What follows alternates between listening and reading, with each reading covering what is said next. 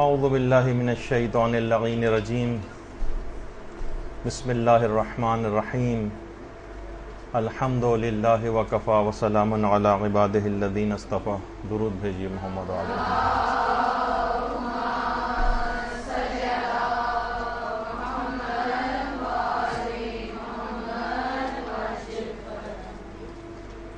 بہترین نماز کیسے پڑھیں، اس موضوع پر درس نمبر 8.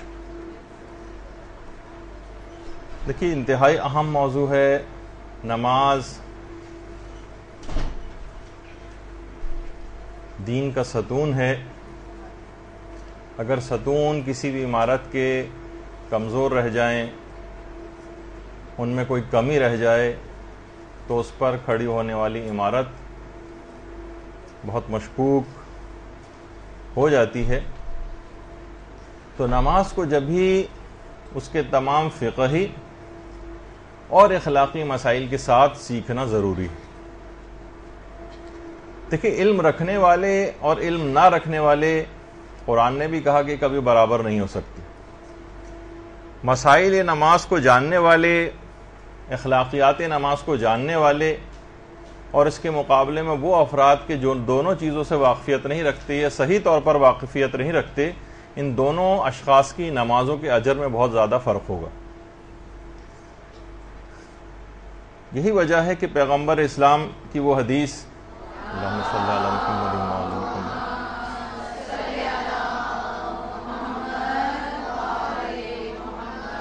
کہ عالم کی 2 رکعت نماز غیر عالم کی 70 نمازوں سے افضل. دونوں بعض اوقات ایک ہی طرح سے نماز پڑھ رہے ہوتے ہیں، کوئی خاص فرق نہیں ہوتا ہے، لیکن کوئی عام مومن بھی اگر صحیح طور پر مسائل سے واقف ہے تو اس کی نماز میں اس شخص کی نسبت بہت زیادہ فرق ہو جائے گا اجر و ثواب میں، کہ جو نماز کی اس انداز کی معرفت نہیں رکھتے. دیکھیے، ہر تمام اعضاء کے اندر تناسب ضروری ہوتا ہے، اور تناسب ہی جسم کی خوبصورتی کی علامت ہوتا ہے. نماز بھی اسی طرح سے ہے. اس کا چہرہ بھی ہوتا ہے، نماز کی آنکھیں بھی ہیں، نماز کے کان بھی ہیں، نماز کے ہونٹ بھی ہیں، نماز کی دانت بھی ہوتے ہیں، اعضاء و جوارے بھی ہیں نماز کے. جس طرح سے خود ارکان نماز، قیام، رکوع، سجدہ، قرات، تشہد، سلام، جتنے بھی مستحبات ہیں، واجبات ہیں، یہ سب اعضاء و جوارے کی سی حیثیت رکھتی ہیں. ان کی اگر صحیح طرح سے ادائیگی ہوگی تو بارگاہ خداوندی میں یہ نماز قبولیت کے درجے تک پہنچے گی. ورنہ انتہائی بگڑی ہوئی شکل کے ساتھ، غیر متوازن اعضاء کے ساتھ، یا غائب اعضاء کے ساتھ، یا ٹیڑے میڑے اعضاء کے ساتھ، یہ خدا کے غضب کا باعث بھی بن سکتی. ایسی نمازوں کو پروردگار عالم منہ پہ مار دیتا ہے. آپ بھی اگر دیکھیں، کسی کو کبھی کوئی تحفہ دیں آپ، اور تحفہ آپ اس طرح سے دیں، ٹیڑھے میڑا، اس کے اوپر آدھا صفحہ کوئی چیز کا لگایا ہوا ہے، کسی طرح سے کوئی جو ریپنگ پیپر ہوتا ہے وہ کسی کلر کا لگایا ہوا، تو دوسرا بھی کہے گا کہ کس انداز سے تو بہتر تھا کہ تم تحفہ ہی نہ دیتے. کسی کو آپ کوئی اخبار آپ سے مانگے اور اخبار کو آپ بالکل اس کا کچومر بنا کے اس کے حوالے کریں کہ یہ لیجیے پڑھ لیجیے اخبار کھول کے، تو وہ کہے گا کہ آپ نے کس انداز اور طریقے سے مجھے یہ چیز دی. تو دیکھیں، مسائل نماز ایک ایسی اہم چیز ہے کہ یعنی دین کے جو فقہی مسائل ہیں، کہ بڑے بڑے انبیاء نے، اولو العزم پیغمبروں نے، حضرت ابراہیم جیسے، انہوں نے بھی پروردگار سے دعا کی تھی، جو کہ سورہ بقرہ کے اندر حضرت ابراہیم کی دعا بھی ہے کہ وَأَرِنَا مَنَاسِكَنَا، کہ پروردگار ہم کو عبادت اور بندگی کا صحیح راستہ اور طریقہ سکھا دے. حج کے سلسلے میں بھی یہی ہے کہ مسائل حج کو سے واقفیت ہونی چاہیے، اور جتنی بھی عبادتیں انسان انجام دیتا ہے صحیح طرح سے اس کو پتہ ہونی چاہیے. تو تمام مسائل آپ کو سیکھنا ہے. معمولی غلطیاں بھی بعض اوقات اس انداز سے مہلک ثابت ہوتی ہیں. دیکھیے، تھوڑی سی باریک بینی کے ساتھ مسائل کو حاصل کرنا ہوتا ہے. لوگ کہتے ہیں بھائی اس سے کیا فرق پڑتا ہے، تھوڑا بہت تو چل جاتا ہے. نہیں، دیکھیے، 100 قدم کے فاصلے پر اگر ایک خزانہ ہے اور آپ 90 قدم کے بعد جتنی بھی کھدائی کر لیں گے خزانہ ملے گا نہیں. اسی طریقے سے فون کے کتنے سارے ڈیجٹس ہوتے ہیں، فون میں کتنے ڈیجٹس ہوتے ہیں، ان میں آپ کہیں کہ بھائی 5 یا 6 یا 7 تو میں نے ملا لیے، مثلا اگر 8 ڈیجٹس ہیں یا 7 ہیں، ان میں سے ایک بھی اگر نہیں ملایا تو فون کبھی مل کر نہیں دے گا۔ چابی کا ایک دندانہ جو ہوتے ہیں، ایک دندانہ بھی اگر اس کا کم ہے یا صحیح طور پر نہیں ہے تو تالا کبھی کھلے گا نہیں۔ یہی وجہ ہے کہ تفسیر المیزان میں علامہ محمد حسین طباطبائی نے سورہ بقرہ کی آیت نمبر 198 کے ذیل میں، جو سورہ بقرہ کی آیت ہے وَأْتُوا الْبُيُوتَ مِنْ أَبْوَابِهَا، کہ گھروں میں دروازوں کے ذریعے آؤ، باقاعدہ تفسیر میں یہ بات بیان کی گئی ہے کہ اس کے معنی یہ بھی ہیں جو روایات سے ثابت ہیں کہ ہر کام کو اس کے صحیح طریقے سے انجام دو اور اس کے دستور کے مطابق انجام دو۔ آپ دیکھتی ہیں کہ مشینیں جو ہوتی ہیں ان کے ساتھ ایک مینول ہوتی ہے چلانے والی کہ کس کو چلایا کیسے اس مشین کو جائے گا۔ اسی طریقے سے جو توضیح المسائل ایک مینول ہے کہ آپ کو زندگی کیسے گزارنی ہے۔ تو تمام مسائل کی اہمیت ہے اور آپ کو چوں چرا نہیں کرنا، جیسے کہ ابھی آگے چل کے کافی ایسی چیزیں آنے والی ہیں درس میں کہ جس پہ بہت سے لوگوں کا اعتراض ہونے لگتا ہے بھئی ایسا کیوں اور ویسا کیوں، اور دین تو بہت آسان ہے، آپ اتنی مشکلات کیوں کھڑی کر رہے ہیں اس میں۔ آج ہمارا جو درس ہوگا اس ایک لحاظ سے فقط اور فقط سورہ الحمد کی غلطیوں کے اوپر ہے۔ سورہ الحمد کی 2.25 گھنٹے کی غلطیاں ہیں، 6 آیتوں کا سورہ ہے اور ایک اور ملا لی جائے بسم اللہ تو 7 آیتیں، لیکن غلطیاں اس کے اندر بے شمار ہیں۔ اچھا، اب تو ایسا کیوں ہے ویسا کیوں ہے، علتیں اور حکمتیں لوگ جو ہیں وہ معلوم کرتے ہیں۔ تو بہرحال آپ کو علتیں معلوم نہیں کرنی، بس حکم خدا معلوم کرنا اور اس کے اوپر عمل کرنا۔ آغا محسن قراتی تفسیر قرآن کا کتنا طویل عرصے سے ان کے دروس ایران ٹی وی پر چل رہے ہیں، کہنے لگے ایک دفعہ ایک شخص میرے پاس آیا اور کہنے لگا بتائیے فجر کی نماز 2 رکعت کیوں ہے؟ انہوں نے کہا مجھے نہیں معلوم، بس حکم خدا ہے، اس وجہ سے ہم پڑھتے ہیں۔ کہنے لگے اس نے روشن فکروں جیسی صورت بنا لی، انٹیلیکچوئلس نہیں ہوتے سو کالڈ۔ کہا کہ جناب آج کل کی دنیا جو ہے وہ دنیا علم ہے، آپ کو پتا ہونا چاہیے کہ فجر کی نماز 2 رکعت کیوں ہے اور ظہر کی 4 رکعت کیوں ہے۔ ہم بغیر علت و حکمت جانے دین کو نہیں مان سکتے، ہر چیز کی علت اور حکمت پتا ہونی چاہیے۔ میں نے کہا اچھا، یا آپ یہ بتائیے کہ انار کا پتا چھوٹا کیوں ہوتا ہے اور انگور کا بڑا کیوں ہوتا ہے؟ کہنے لگا معلوم نہیں۔ میں نے کہا کیوں؟ علم تو آج کل دنیا علم ہے، آپ کو پتا ہونا چاہیے کہ ایسا کیوں ہے۔ کہنے لگے جب اس کا غرور کچھ کم ہوا تو میں نے اس سے کہا کہ دیکھو دنیا میں علوم کی انتہا نہیں ہے اور کائنات میں اسرار علوم جو ہے بکھرے ہوئے ہیں، اور ہر علت کا اور ہر حکم کا جاننا، اس کے پیچھے علت کا جاننا یہ ضروری نہیں۔ اگر تم نے فلسفہ اور علت جان کر خدا کی عبادت کی تو یہ خدا پرستی نہیں ہوگی بلکہ علت پرستی ہوگی۔ آپ کو وجہ پتہ چل گئی تو آپ نے عمل کر لیا، پھر غیب پہ ایمان لانے والا کیا مسئلہ رہا جو مومنین کی نشانی بتائی گئی۔ کہا کہ اسرار وحی جو ہیں وہ عالم بشری سے بہت بلندتر ہیں، اور ہم اگر آج دیکھتے ہیں کہ جتنے بھی جدت پسند یا جو ماڈرن دنیا ہے، یہ دنیا کے ہر قانون کو بڑے آرام سے مان لیتے ہیں اور اس میں کوئی چوں چرا نہیں کرتے، لیکن جب خدائی قانون کی بات آتی ہے تو اس کے لیے کہتے ہیں کہ دلائل اور منطقی دلائل اور فلسفیانہ دلائل یہ سب چاہیے ہوتے ہیں۔ آپ مجتہد عالم کی تقلید کے پابند ہیں، حتیٰ کہ خود مجتہد عالم بھی اپنے فتوے کا پابند ہوتا ہے، خالی یہ نہیں کہ وہ آپ سے عمل کروانا چاہتا ہے، نہیں، خود بھی عمل کرتا ہے اس پر بڑھ کر۔ فاطمہ طباطبائی جو امام خمینی کی بہو تھی، انہوں نے خود فرمایا کہ امام خمینی کو جب دل کا ایک عارضہ لاحق ہوا تو قوم کے ایک ڈاکٹر تھے، انہوں نے کہا کہ امام خمینی کو ہاسپٹل لے جایا گیا، تو مجھے بھی فوراً بلایا گیا، میں فوراً ان کے پاس ہاسپٹل پہنچا، ان کا بلڈ پریشر وغیرہ چیک کیا، بہت زیادہ ہائی ہو رہا تھا ان کا بلڈ پریشر۔ خیر ہم نے ان کا ٹریٹمنٹ وغیرہ شروع کیا، 2 گھنٹے کہیں جا کر ان کی کچھ طبیعت بہتر ہوئی۔ تو ہم نے دیکھا کہ امام خمینی نماز کے لیے اٹھنا چاہ رہے ہیں۔ میں نے کہا دیکھیے آپ فقہ کے اسپیشلسٹ ہیں، میں میڈیسن کا اسپیشلسٹ ہوں، میرے خیال میں اس حالت میں آپ کا اٹھنا حرام ہے۔ دل کے بہت ساری ایسی بیماریاں ہوتی ہیں کہ جس میں ذرا سی بھی موومنٹ جو ہے وہ بعض اوقات مزید ایگزرشن کا سبب بن جاتی ہے اور مزید اٹیک ہو سکتا ہے۔ کہا کہ آپ ٹھیک ہے اس کے اسپیشلسٹ ہیں, میں میڈیسن کا اسپیشلسٹ ہوں, میرے خیال میں آپ کا یہاں سے اٹھنا حرام ہے, آپ لیٹے لیٹے ہی جو ہے وہ ساری نمازیں پڑھیں. امام خمینی نے اس کی بات سنی اور اس کے بعد انتقال تک تمام جتنی بھی نمازیں تھیں سب لیٹے لیٹے ہی انجام دی. اس طرح سے پابند ہوتے ہیں مسائل شریعت کے. تو صرف اپنے ہی مقلدین کے لیے فتویٰ نہیں ہوتا, خود اپنے لیے بھی ہوتا ہے عمل کے لیے ویسے ہی. یہی وجہ ہے کہ ابان ابن تغلب جو امام کے صحابی تھے وہ فرماتے کہ میں نے مزدلفہ میں امام جعفر صادق علیہ الصلوۃ والسلام کے پیچھے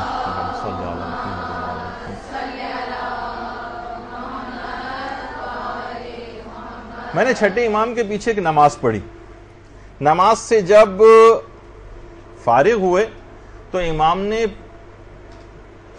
میری طرف رخ کیا اور کہا کہ اے ابان, جو بھی نماز پنجگانہ کو اپنے تمام حدود اور شرائط کے ساتھ پڑھتا ہے اور وقت کا خیال کرتا ہے, تو جب یہ قیامت میں خدا کے حضور پیش ہوگا تو اس کے پاس ایک عہد ہوگا, اللہ اسے اس عہد کے تحت جنت میں داخل کرے گا. امام نے فرمایا کہ جو تمام حدود اور تمام شرائط کے ساتھ نماز پڑھے گا, جو ہم اب یہ ساری ڈسکس کرتے جا رہے ہیں, چھوٹی چھوٹی باریکیاں بھی کہ اپنی نماز کو بہتر کیسے بنائیں, امام نے فرمایا کہ جو شخص بھی اپنی نماز پنجگانوں کو تمام حدود و شرائط کے ساتھ انجام دے گا اور وقت کا بھی خیال کرے گا, قیامت میں اس حالت میں پروردگار عالم کے پاس پیش ہوگا کہ اس کے پاس ایک عہد ہوگا اور پروردگار اس عہد کے نتیجے میں اس کو جنت میں داخل کرے گا. اور جو ان حدود و قیود کا خیال نہیں کرے گا, بس جیسے تیسے نماز پڑھ لے گا مثلا, تو پروردگار کے حضور اس حالت میں قیامت میں پیش ہوگا کہ اس کے پاس کوئی عہد نہیں ہوگا. اب اللہ چاہے گا تو اسے بخشے گا اور چاہے گا تو عذاب دے گا. باقاعدہ شہید ثانی نے اپنی کتاب اسرار الصلاۃ کے اندر بھی اس روایت کو لکھا ہے.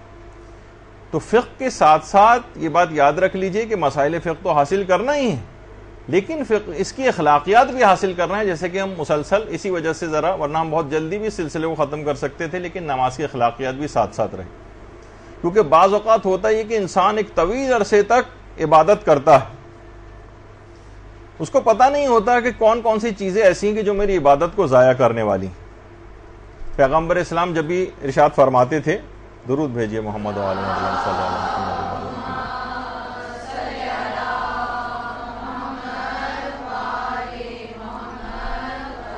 پیغمبر فرماتے ہیں کہ کبھی انسان کو عبادت کرتے ہوئے 60 70 سال گزر جاتے ہیں, لیکن خدا نے اس کی ایک نماز بھی قبول نہیں کی ہوتی. بہت خطرناک بات ہے, انسان کو سمجھنا چاہیے کہ رسول خدا کیا فرما رہے.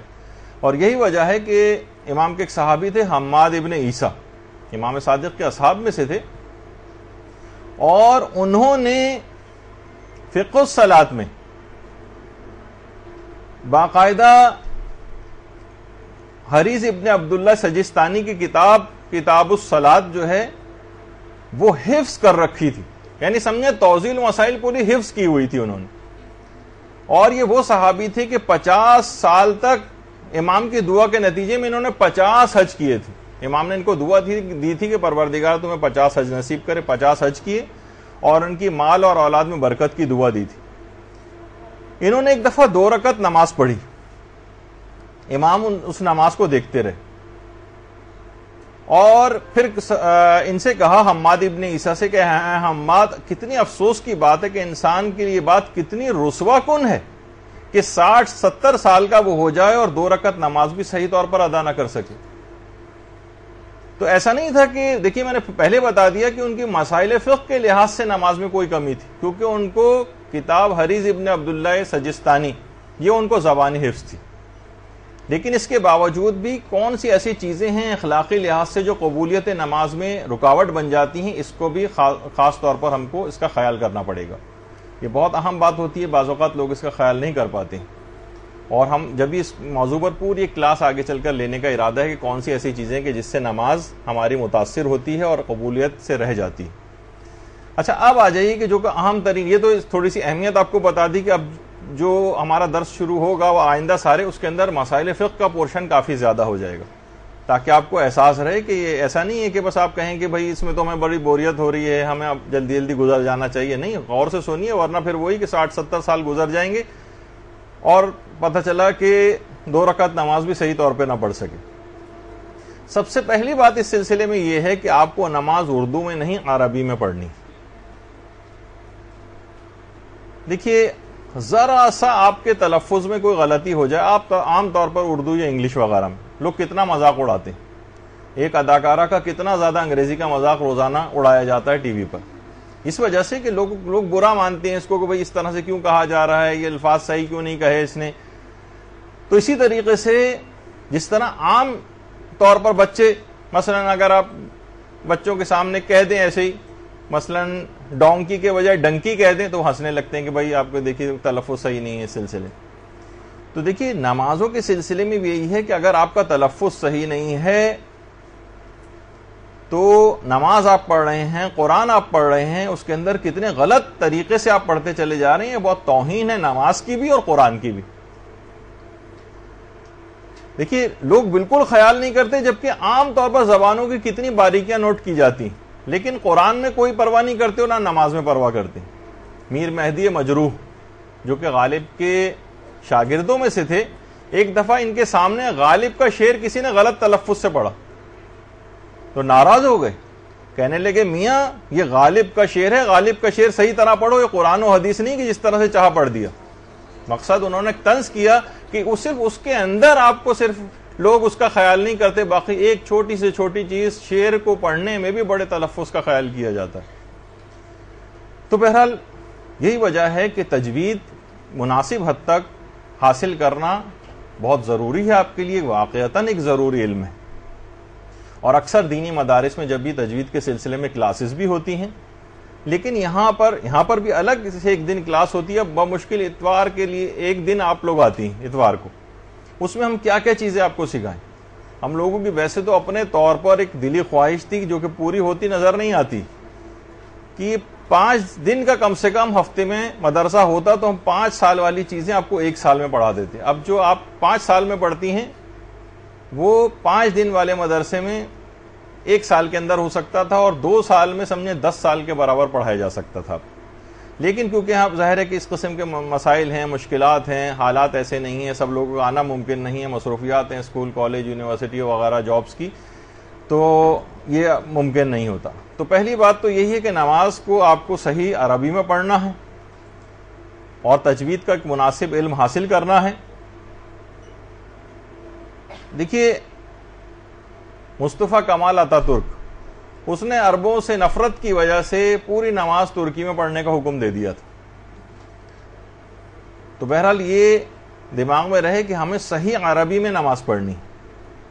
اور تو کچھ تو دیکھیے معمول کی غلطیاں ہوتی، ایک تو خود یہی تاکہ تھوڑا سا اندازہ ہو جائے، بہت سے لوگ کہتے ہیں یہ چیز غلط ہے، جبکہ اصل لفظ ہے غلط.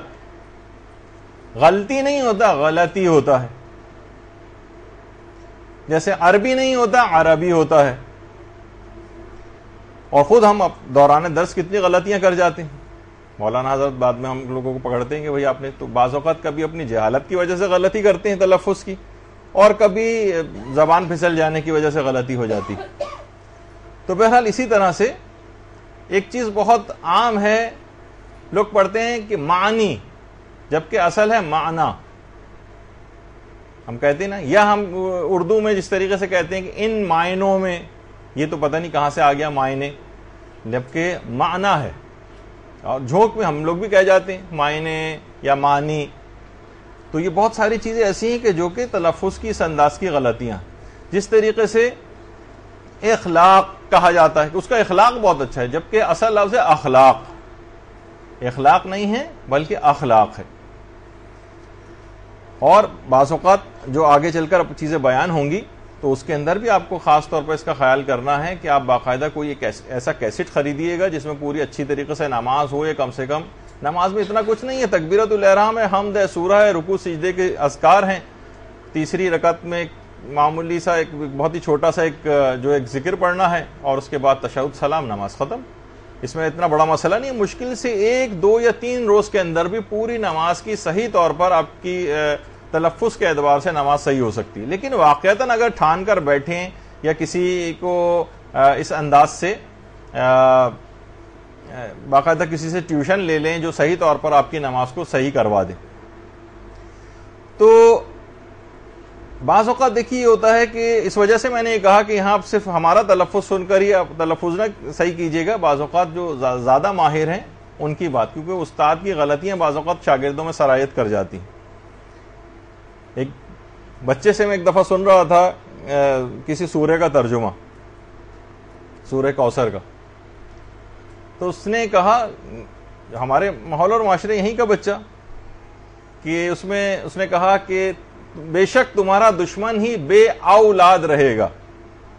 اب میں بڑا حیران ہوں کہ اس نے اس طرح سے ہی عام طور پہ تو نہیں کہا، بے اولاد کہا جاتا ہے، بے اولاد، تو معلوم یہ چلا کہ نہیں جو مولانا صاحب آتے ہیں سکھانے انہوں نے اسی انداز سے، تو بچے نے پورا وہ کیچ کر لیا ان کا وہ لہجہ بھی۔ اسی طرح سے علامہ ذیشان حیدر جوادی ایک دفعہ ایک مدرسے میں گئے، قرآن وغیرہ پڑھایا جاتا تھا، بچوں سے انہوں نے کوئی سورہ سنا تو بچے نے کچھ تلفظ کی غلطی کی، دوسرے بچے سے سنا وہی والا سورہ، وہی غلطی اس نے بھی کی، تیسرے سے سنا اس نے وہی غلطی کی، سمجھ گئے کہ یہ غلطی بچے کی نہیں ہے، اور کہا کہ دیکھو بچوں اس میں کچھ تم لوگوں نے غلطیاں کی ہیں، اب تمہارے استاد جو ہیں یہ آپ کو سورہ پڑھ کے سنائیں گے اور اپنا سورہ سب چیک کریں۔ اب جب استاد صاحب نے سورہ پڑھنا شروع کی تو وہی غلطی انہوں نے بھی کی تھی، تو وہی چیزیں ساری بچہ بھی سیکھتا چلا گیا۔ تو آپ باقاعدہ طور پر صحیح طور پر اس کو سیکھنے کی ضرورت ہے، اور اس میں چاہے کچھ آپ کو ٹیوشن لگانی پڑے کسی بھی انداز سے، آپ کو ضرور بالضرور عام طور پر جو رائج غلطی ہیں ان کو کریکٹ کرنا چاہیے۔ اسی طرح سے جو بہت ایک کامن غلطی، وہ پیغمبر اسلام کے ایک نام میں جو کہ احمد ہے، جبکہ ہم اسے پڑھتے ہیں احمد، احمد نہیں ہے، وہ ہے احمد، جو کہ خود سورہ صف میں قرآن کی آیت بھی ہے اس سلسلے میں جس میں پیغمبر کا یہ نام آیا ہے۔ یعنی صحیح تلفظ ہے، الف پر زبر ہے، ہا جو ہے وہ ساکن ہے، میم کے اوپر زبر ہے، اور دال جو ہے وہ ساکن، احمد۔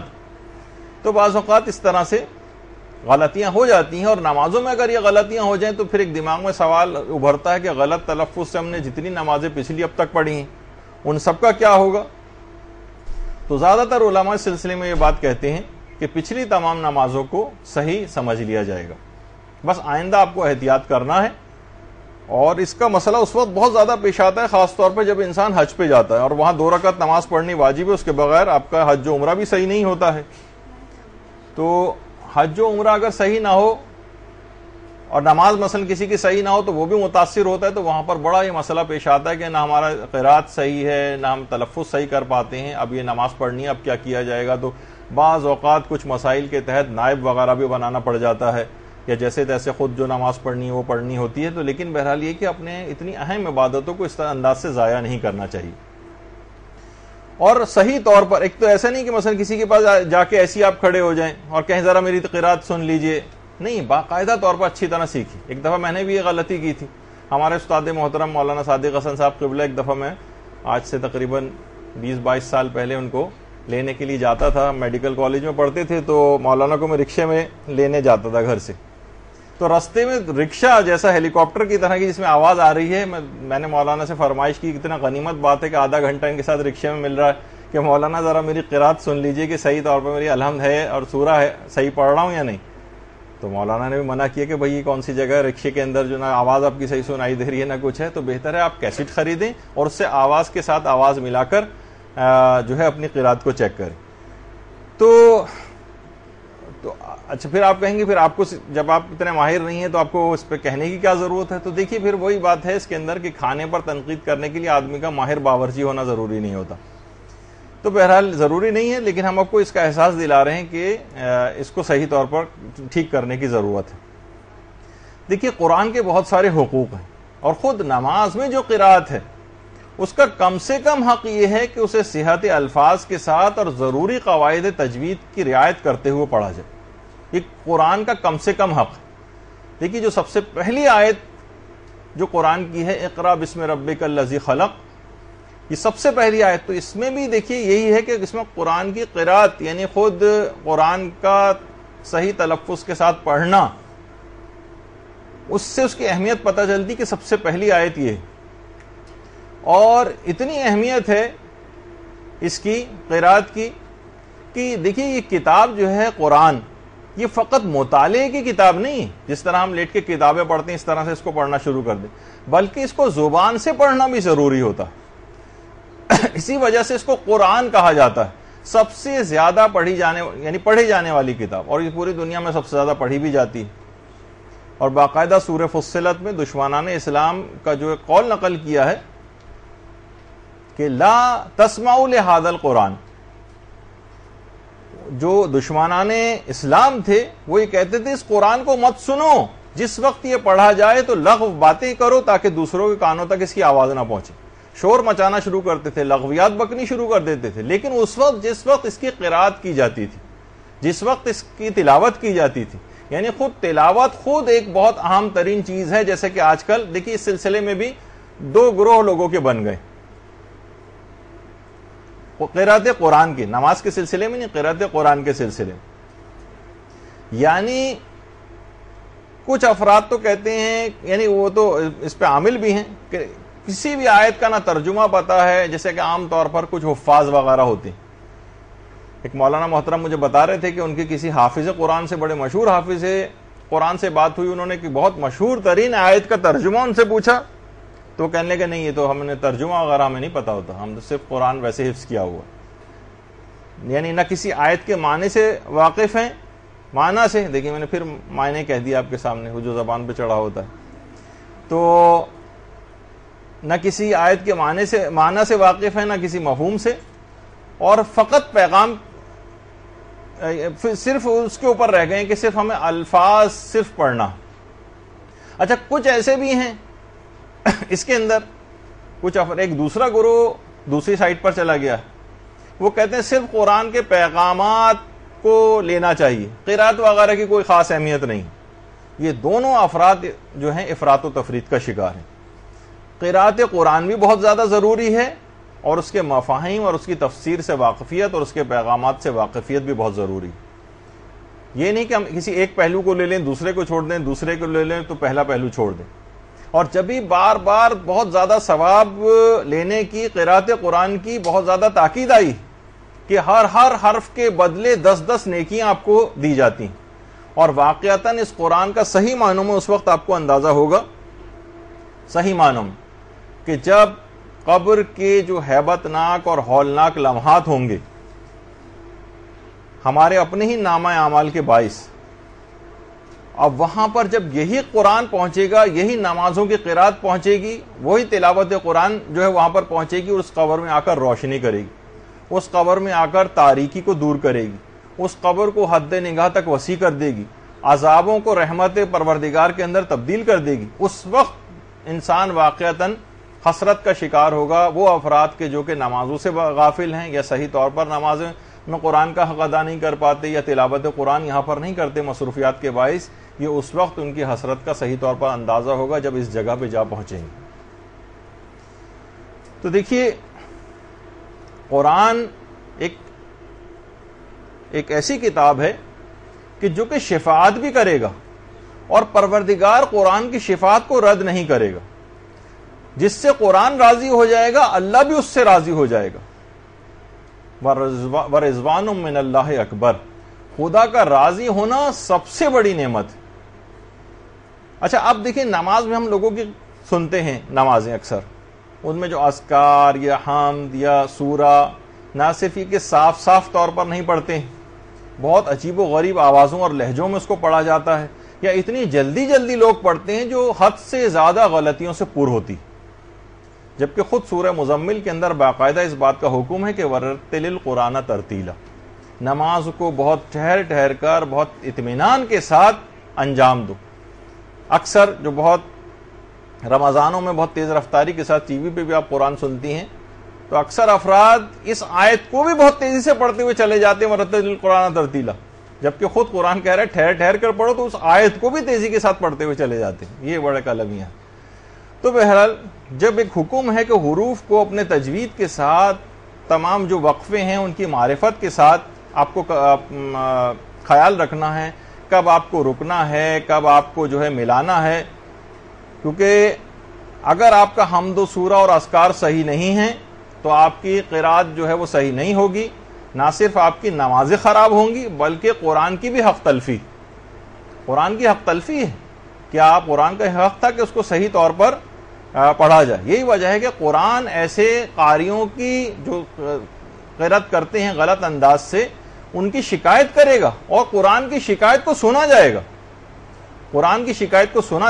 یہ ان افراد کی بھی شکایت کرے گا جو اسے پڑھا نہیں کرتے تھے, یا ان کی شکایت بھی کرے گا جو اس پر عمل نہیں کرتے تھے, یعنی نہ اسے صحیح طریقے سے پڑھا اس کی بھی شکایت, اور نہ جنہوں نے عمل کیا ان افراد کی بھی شکایت کرے گا. اب سوچیے کہ ہم قرآن کی شفاعت کے بھروسے پر گئے تھے اور وہ قرآن خود ہی ہمارے خلاف مدعی بن کر کھڑا ہو گیا, وہ خود ہی ہماری شکایتیں کرنے لگا اور اس کی شکایت سنی بھی جائے گی.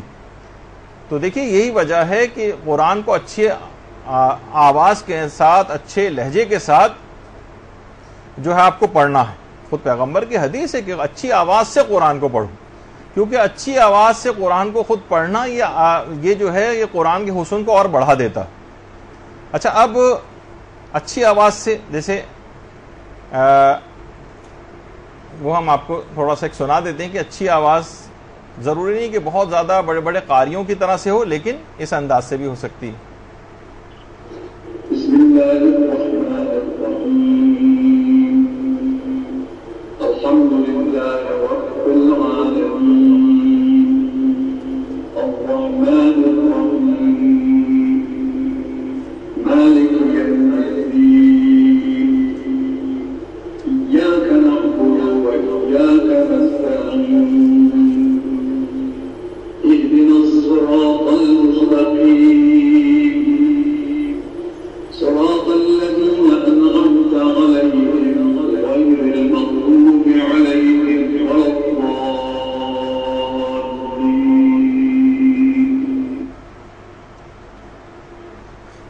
تو آپ نے دیکھا کہ ضروری نہیں ہے کہ بہت زیادہ آوازوں میں بہت زیادہ اتار چڑھا ہو, نارمل طریقے سے بھی اچھی قرأت کے ساتھ سورے کو پڑھا جا سکتا ہے. اور ابھی جیسے میں نے کہا کہ نماز کو صحیح عربی میں پڑھنا ہے, اردو لہجے میں نہیں پڑھنا ہے, اور پیغمبر کی ایک حدیث بھی ہے کہ اقرأوا القرآن بلحون العرب واصواتها, یعنی قرآن کو عربی لہجے میں پڑھو, جس طرح سے وہ پڑھتے ہیں ویسی آواز کے ساتھ پڑھو. اور کتنی ہی روایات میں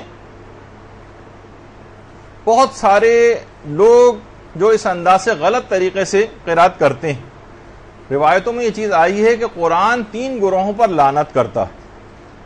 ایک تو وہ جو کہ غلط سلط قرأت سے تلاوت کرتے ہیں, جیسے کہ نمازوں کے اندر ہم عام طور پر لوگوں کو دیکھتے ہیں.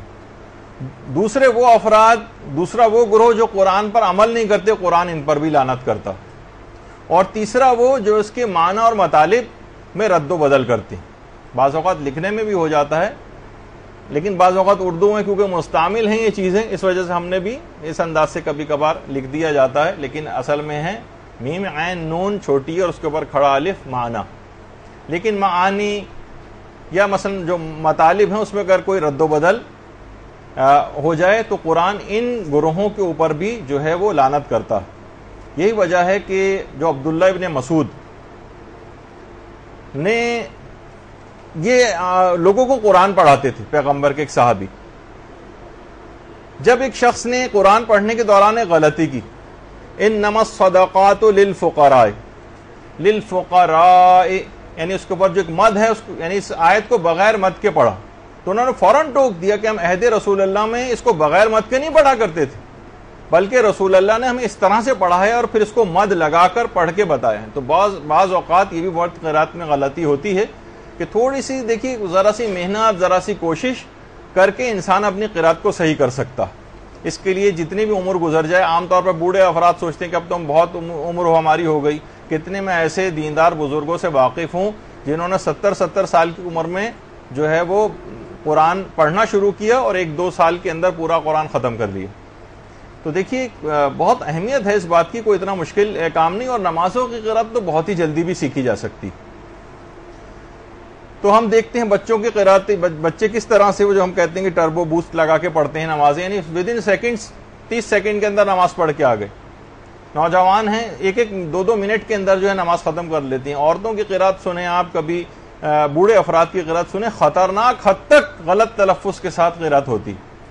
اچھا، اس سے مراد یہ بھی نہیں کہ فوراً آپ کے دماغ میں اکثر یہ چلا جاتا ہے کہ ہمیں قاری عبد الباسط عبد الصمد اس طرح کی قرات کرنی ہے اور اتنے قوانین سے واقفیت ہونا ضروری ہے جو اتنے بڑے بڑے، مثلاً خود ایران کے جو شہریار پرہیزگار کتنے مشہور قاری ہیں، شاید ان کی قرات جو ہے ویسی ہونی چاہیے جس طرح سے امام کعبہ جو ہے وہ قرات کرتے ہیں، اس کی طرح سے لوگ سوچتے ہیں کہ جناب قرات تو یہ اس طرح انداز کی ہونی چاہیے.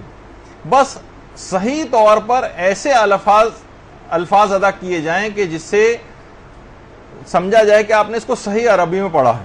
یہاں پر ہرگز بھی اس سے مراد نہیں ہے کہ حسن قرات کے جو مقابلے ہوتے ہیں اس کے اندر جن قواعد کا اور شرائط کا خیال کیا جاتا ہے آپ اس کی پاسداری کریں، بلکہ آقا سیستانی نے تو یہ بھی کہا ہے کہ بہت سارے قواعد تجوید ایسے ہیں کہ جو کہ دوران نماز جائز نہیں ہیں. وہ تجوید کے قواعد، ابھی کچھ میں آپ کو سنوا بھی دوں گا کچھ ایسے کلپس وغیرہ کہ آپ کو نہیں اس انداز سے پڑھنا، چاہے وہ بہت بڑے بڑے قاری کیوں نہ پڑھ رہے ہیں. تو بہرحال دیکھیے، اب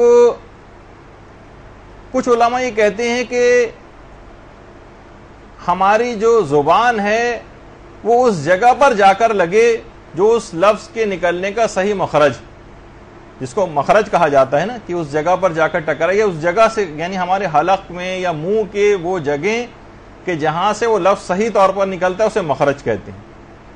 اور کچھ علماء یہ کہتے ہیں کہ نہیں، آپ کو صحیح آواز نکالنا ہے چاہے آپ کی زبان کہیں بھی دانتوں سے ٹکرائے، اس سے کوئی فرق نہیں پڑتا. البتہ اس میں دو علماء کے دو گروہ ہیں. حتی المقدور آپ کو سیکھنے کی کوشش کرنا ہے، ہاں پھر اس پوری کوشش کے بعد کوئی اگر کمزوری یا معذوری رہ جائے تو پھر ٹھیک ہے، اسی نماز کو صحیح سمجھ لیا جائے گا، لیکن حتی الامکان پورے طور پر صحیح کوشش کرنا. بہت سے افراد پر تو نماز جماعت اسی وجہ سے پڑھنی واجب بھی ہو سکتی کہ تمہیں قرات کیونکہ بالکل صحیح طور پر کرنا نہیں آتی، نہ تم سیکھ سکتے ہو، تو ٹھیک ہے اپنی پھر تمام نمازیں جماعت کے ساتھ پڑھو. تو بہت سارے بوڑھے ایسے ہیں مثلا وہ کہتے ہیں کہ ہم سے یہ لفظ صحیح طور پر نکلتا ہی نہیں، تو ٹھیک ہے آپ بھی معذور ہیں. جیسے بلال کے لیے کہا جاتا تھا کہ سینہ بلال عند اللہ شینو، یعنی بلال کی جو سین ہے وہ اللہ کے نزدیک شین ہی شمار ہوتی. تو خاص طور پر آپ کو دوران نماز جن کا خاص طور پر الحمد کے سلسلے میں بھی خیال رکھنا ہے اور جگہوں پہ بھی، کہ آپ کو ملتے جلتے جو الفاظ ہیں اس میں فرق کرنا بہت ضروری ہے. ایسا نہیں کہ بس روا روی میں ایسے ہی پڑھ لیا، کہ کبھی ہم الف کے بجائے عین کی آواز نکالنے لگتے ہیں، عین کے بجائے الف کی آواز نکالنے لگتے ہیں. ملتے جلتے الفاظ میں مثلا ہے سین، صاد اور ثے، ٹھیک ہے، یہ ملتے جلتے الفاظ ہیں. اسی طرح سے ہا اور ہا، ان میں فرق ہونا چاہیے، یہ الگ الگ ہیں. اسی طرح سے زال، زے، ضاد اور زوئے، یہ ملتے جلتے الفاظ ہیں، ہم لوگ سب کو ایک طرح سے پڑھتے ہوئے چلے جاتے ہیں عام طور پر. اسی طرح سے تے اور توئے، اس کی الگ جو ہے وہ پروننسیشن ہے. جیسے وہ کہا جاتا ہے، دیکھیے بہت زیادہ فرق پڑ جاتا ہے، ایک نقطے سے بھی فرق پڑ جاتا ہے. وہ جو شعر ہے نا کسی کا کہ ہم دعا لکھتے رہے اور وہ دغا پڑھتے رہے، اور ہم وفا لکھتے رہے اور وہ وغا پڑھتے رہے، ایک نقطے نے ہمیں محرم سے مجرم کر دیا. تو بعض اوقات ایک نقطے کی غلطی سے کتنا فرق پڑ رہا ہے، اور بعض اوقات یہ ہوتا ہے کہ ہم کسی لفظ کو صحیح طور پر پروناؤنس نہیں کر پاتے، اس سے بھی بہت معنی میں فرق پڑ جاتا ہے، جیسے کہ ابھی آئے گا. تو اس میں یاد رکھ لیجئے کہ نہ اس میں بہت زیادہ سختی ہے کہ ہم تمام قواعد تجوید کا خیال کریں، اور نہ ہی اتنی نرمی ہے کہ جس طرح سے چاہے پڑھتے چلے جائیں. درمیان میں اس کے کچھ واجبات بھی ہیں قرات کے اور کچھ مستحبات بھی ہیں، ان کا خیال رکھنا. اور یہ چند گھنٹوں میں بھی سیکھے جا سکتے ہیں، اور بعد میں صرف آپ کو پریکٹس کرنا ہوتی. اچھا، کچھ غلطیاں دیکھیے ایسی اس کے اندر ہوتی ہیں کہ بعض اوقات مد کی مقدار کا انسان لحاظ نہیں کر پاتا یا مد نکالتا ہی نہیں. جیسے لوگ سورہ نصر پڑھ رہے ہیں، اذا جاء نصر اللہ، اذا جاء مثلا یہاں پر ایک مد ہونا چاہیے. یا تنزل الملائکۃ، یہاں پر ایک مد ہے تنزل الملائکۃ، اس طرح سے پڑھ لیا، مد پڑھا ہی نہیں، یہاں پہ پڑھا جانا ضروری تھا مثلا. اچھا، اسی طرح سے علیہم ولا الضالین، اس کے اندر بھی ایک مد آتا ہے جو کہ ابھی آپ اچھی طریقے سے آگے چل کر سنیں گی. تو بغیر مد کے اگر پڑھا، اور خاص طور پر یہ آخری جو آیت ہے اس کے اندر جو مد آ رہا ہے تو بہت ضروری ہے اس کا نکالنا، ورنہ نماز پہ بھی فرق پڑ سکتا ہے. آغا سستانی بھی اس کی بڑی سختی کے قائل ہیں.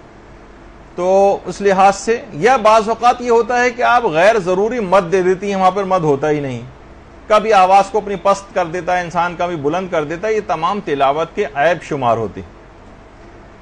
اچھا، کچھ تجوید کی مخالفت ایسی ہیں جن سے نماز باطل ہو سکتی ہے اور کہیں سخت نامناسب ہو سکتی. بہرحال مایوس نہ ہو، کیونکہ ایک ہی کلاس کے اندر اتنی ساری ابھی اب چیزیں سن لیں گے کہ ایک دم سے مایوسی ہونے لگی کہ ارے یہ کیا ہو گیا، تو پوری نمازیں غلط بظاہر لگ رہی ہیں. تو اس کی کوئی ضرورت نہیں پریشان ہونے کی. اور دیکھیے یہ بات بھی کہی جاتی ہے کہ کچھ قاریان قرآن ایسے جن پر فرشتوں کی لعنت ہوتی ہے، اس وقت تک لعنت ہوتی رہتی ہے جب تک وہ غلط قرات کے ساتھ نمازیں پڑھتے رہتے ہیں، یا تلاوت قرآن غلط قرات کے ساتھ پڑھ رہے ہیں جب تک ان کے اوپر لعنت ہوتی رہے گی. اور اسی طریقے سے وہ قاریان قرآن بھی ایسے ہیں کہ کچھ پر فرشتے جیسے وہ قرات شروع کرتے ہیں، چاہے وہ نماز کی کریں چاہے عام طور پر تلاوت قرآن کی، فرشتے ان کے حق میں دعا کرنی شروع کر دیتے ہیں اور اس وقت تک ان کے لیے دعائیں کرتے رہتے ہیں جب تک وہ قرات کرنا ختم نہ کر دیں. تو دیکھیے ہمارے منہ سے وہ جگہ جہاں سے وہ آواز نکلتی ہے اسے مخرج کہا جاتا ہے، مخرج. اور جس انداز سے وہ آواز نکلتی ہے اسے وصف بھی کہتے ہیں اور صفت بھی کہتے ہیں. صفت لکھ لیجئے تو زیادہ بہتر. یعنی جس انداز سے آواز نکل رہی ہے اسے صفت کہتے ہیں، اور جس جگہ سے وہ آواز نکل رہی ہے اسے مخرج کہتے ہیں. اور مخرج اور صفت کے ساتھ قرآن پڑھنے کو تجوید کہتے ہیں. یعنی وہ جگہ بھی صحیح ہونی چاہیے جہاں سے وہ آواز نکل رہی ہے، اور آواز جس انداز سے نکل رہی ہے، ان دونوں کو جب ملایا جائے گا تو صحیح تجوید بنے گی. اور اگر تجوید کے خلاف آپ، یعنی تجوید کہتے ہیں صحیح طریقے سے قرآن کو پڑھنا، چاہے وہ نماز میں پڑھیں چاہے عام تلاوت قرآن، اور تجوید کے برخلاف اگر آپ پڑھیں گی تو اس کو کہا جاتا ہے لحن. ویسے تو لحن لہجے کو کہتے ہیں، لیکن اس کو قرات کی جو غلطیاں کے لحاظ سے ہوتی ہیں، یعنی تجوید کے قواعد کی مخالفت کرتے ہوئے پڑھنا، اس کو لحن کہتے ہیں. اچھا، اب اس لحن کی جو غلط طریقے سے پڑھنے کی اس کی دو اقسام ہوتی ہیں. ایک کو کہا جاتا ہے لحن جلی اور ایک کو کہتے ہیں لحن خفی. لحن جلی جو ہے وہ ایسی بڑی غلطی ہوتی ہے جو معنی اور مطالب دونوں میں مخل ہوتی، یعنی یہ معنی بھی تبدیل کر رہی ہے، اور ہے اتنی بڑی غلطی کہ بعض اوقات الفاظ بھی اس کے اندر تبدیل ہو رہے ہیں. اسے لحن جلی کہتے ہیں، یعنی قواعد کی خلاف ورزی کرتے ہوئے پڑھنا. اور اس کی 5 اقسام ہیں. بس یہ اگر جلدی جلدی ہم ختم کر دیں گے اتنا بڑا مسئلہ نہیں ہوگا. بڑی غلطیاں. لحن جلی اس 5 اقسام میں پہلی قسم بنتی ہے حروف میں غلطی کرنا یا حروف کو تبدیل کر دینا.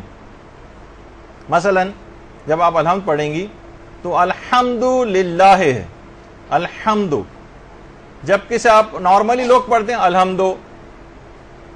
یہ بڑی ہے جو حلوے والی ہے جسے آپ کہتی ہیں، یہ 2 چشمی ہے نہیں تھی، لیکن لوگ پڑھتے ہیں الحمدللہ ہے.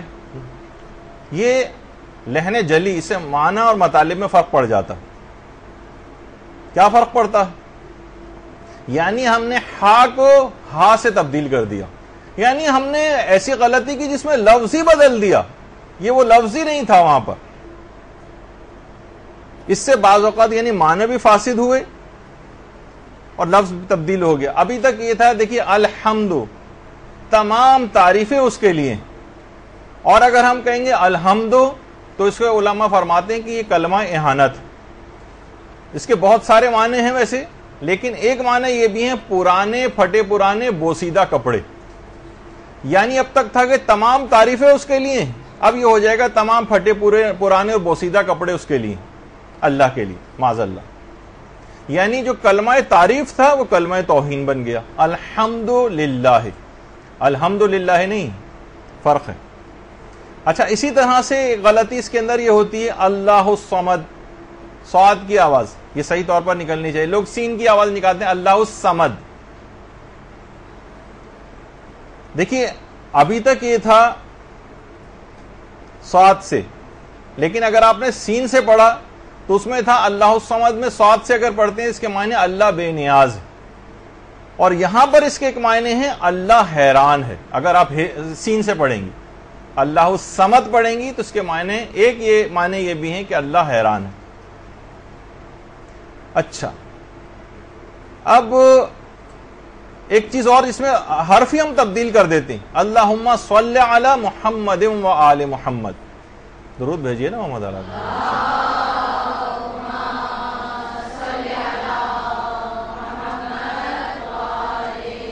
یہاں پر بھی صاد تھا، اگر اس کو سین سے پڑھیں گے تو سلے کے معنی ہیں قتل کرنا، رگ کو کاٹ دینا، ان معنوں میں ہے۔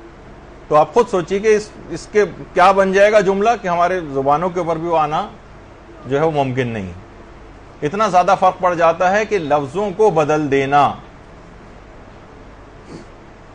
اچھا، اسی طرح سے غلطی جو اس کو صحیح کرنے کی کوشش کرنی چاہیے، قد قامت الصلاۃ، جیسے کہ اذان اس میں اقامت میں بھی ہے، اس کو قامت الصلاۃ لوگ نہیں اچھی طریقے سے نکالنے کی ٹرائی کریں، چلیں بالکل معذور ہوں، قاف نکلتا ہی نہیں ہے کسی سے، تمام تر کوششوں اور کلاسز کے باوجود تو وہ معذور سمجھا جائے گا۔ لیکن صحیح کر سکتے ہیں، لیکن عام طور پر اور چیزوں میں صحیح قاف بول رہے ہیں، لیکن جب یہاں پہ پڑھتے ہیں تو کاف بول رہے ہیں، لفظ ہی پورا بدل دیا۔ تو ایک غلطی یہ ہو گئی کہ جس کے اندر ہم لفظ کو بدل دیتے ہیں، یہ لہن جلی ہے، یعنی قواعد کے خلاف ہے۔ اور دوسری جو 5 اقسام میں سے دوسری قسم ہے وہ حرکت کے اندر غلطی کرنا۔ حرکت یعنی جب زیر زبر پیش وغیرہ لگے ہوتے ہیں اس میں کوئی غلطی، مثلا بہت سے لوگ، ضروری نہیں آپ کرتی ہوں خدا نخواستہ غلطی، انعمتا علیہم کے بجائے انعمتو پڑھتے ہیں، اس کو انعمتو، یہ بھی غلط ہے۔ یعنی اس میں زیر زبر پیش، زیر کی جگہ زبر، زبر کی جگہ زیر، زیر کی جگہ پیش، اس طرح کی کوئی چیز لگا دی، یہ بھی بڑی غلطیوں میں سے کہ اس میں بہت ساری جگہوں معنوں میں فرق پڑ سکتا ہے۔ تیسری قسم غلطیوں کی بنتی ہے متحرک کی جگہ ساکن اور ساکن کی جگہ متحرک پڑھنا۔ کوئی بہت سے لفظ ساکن ہوتے ہیں، اس پہ آپ زیر زبر نہیں لگا سکتے، مثلا انشاء، قرآن کی ایک آیت ہے انشاء اول مرہ، مثلا لوگ اسے انشاء پڑھتے ہیں،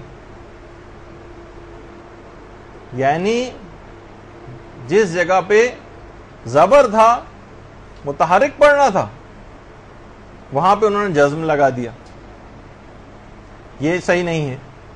یا جس جگہ سکون تھا وہاں پر متحرک پڑھ دینا، یعنی اس جگہ یعنی وہاں پہ مثلا جزم لگا ہوا تھا، وہاں آپ نے زبردستی کوئی چیز لگا دی، مثلا خلقہ ہے تو اسے خلقہ پڑھ دیا، یہ بھی بڑی غلطیوں میں سے ایک ہے۔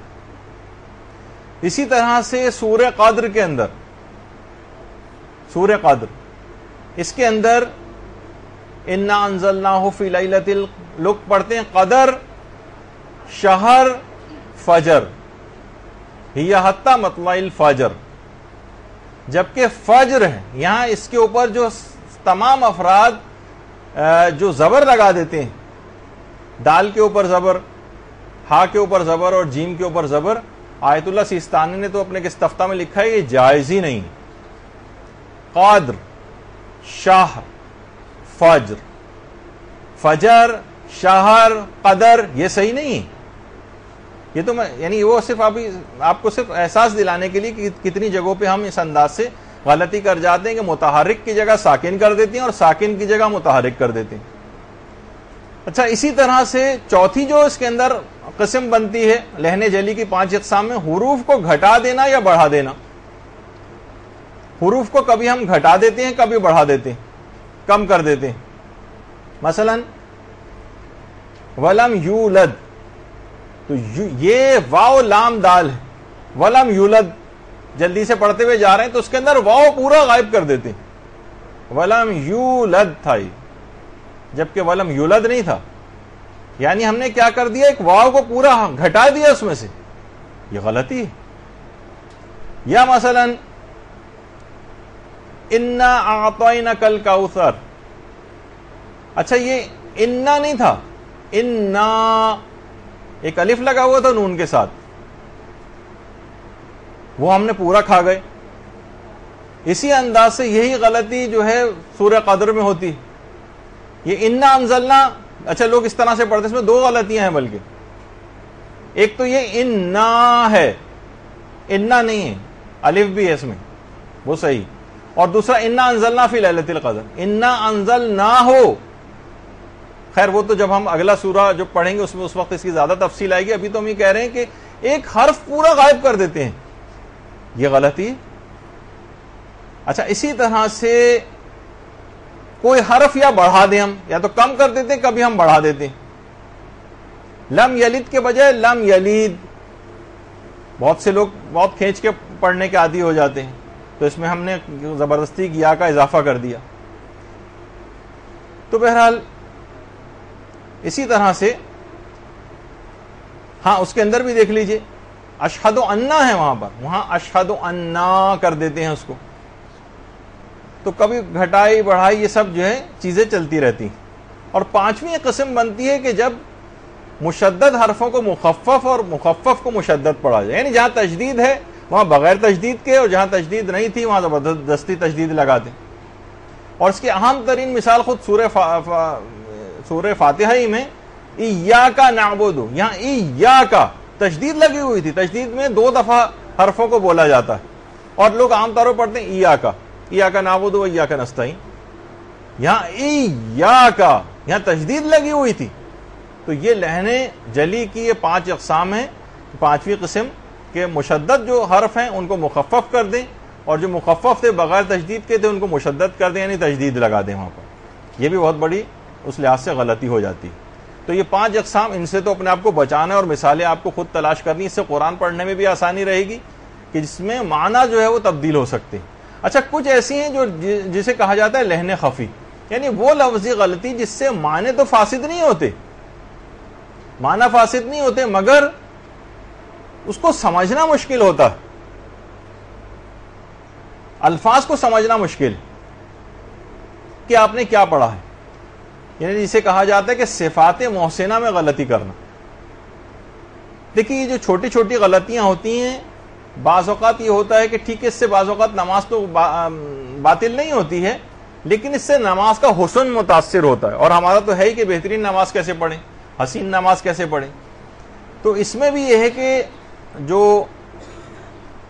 بہت ساری چیزیں ایسی ہیں کہ جو کہ موٹے لہجے کے ساتھ پڑھنی ہوتی، جسے پر کہا جاتا ہے. یعنی پر لہجے کی جگہ باریک پڑھنا، اور باریک کی جگہ پر پڑھنا. موٹا لہجہ بنانا ہوتا ہے بعض اوقات. کبھی جو ہے موٹے لہجے کی جگہ باریک لہجہ، جیسے ربکا کی رے کو باریک پڑھنا، ربکا، ٹھیک ہے، ربکا. یہ اگرچہ سے نماز پہ تو فرق نہیں پڑتا ہے کوئی، لیکن بہرحال یہ کہ اس کا حسن متاثر ہوتا ہے. یا باریک کی جگہ پر موٹا لہجہ بنا لینا، جیسے باللہ میں اللہ کے لام کو موٹا پڑھنا، جبکہ یہاں باللہ، باللہ. تو اس کو جہاں آپ کو باریک پڑھنا تھا وہاں آپ نے موٹا کر دیا. یا بہت ساری چیزیں ایسی ہیں کہ جس میں مد لگانا تھا آپ کو، اس کو بغیر مد کے آپ نے پڑھ دیا. تو دیکھیے قرآن میں تو بہت سارے اشارے لکھے ہوتے ہیں بعض اوقات کہ وقف کہاں ہے اور وصل کہاں ہے، ملانا کب ہے، کیا ہے. قرآن میں جو یہ اس میں تو لکھا بھی ہوتا ہے جسے رموز اوقاف کہا جاتا ہے. قرآن میں نشانات لگے ہوتے ہیں نا. اچھا بعض اوقات دیکھیے آج کل ایک قرآن ہے جس میں کچھ خطی غلطیاں ہیں. قرات باقاعدہ قرآن میں خط ہے جو کہ خط عثمان طٰہٰ، سعودی عرب سے جو خاص طور پہ قرآن چھپتے ہیں، اس میں 6 غلطیاں خود قرآن کے اندر معاذاللہ کوئی تحریف اور وہ والی بات نہیں ہو رہی. قرآن جس رسم الخط میں لکھا جاتا ہے اس میں 6 غلطیاں، اور عام طور پر وہ ہمارے ہاں گھروں میں بھی خط عثمان طٰہٰ والے جو قرآن ہیں بعض اوقات وہ آ جاتے ہیں.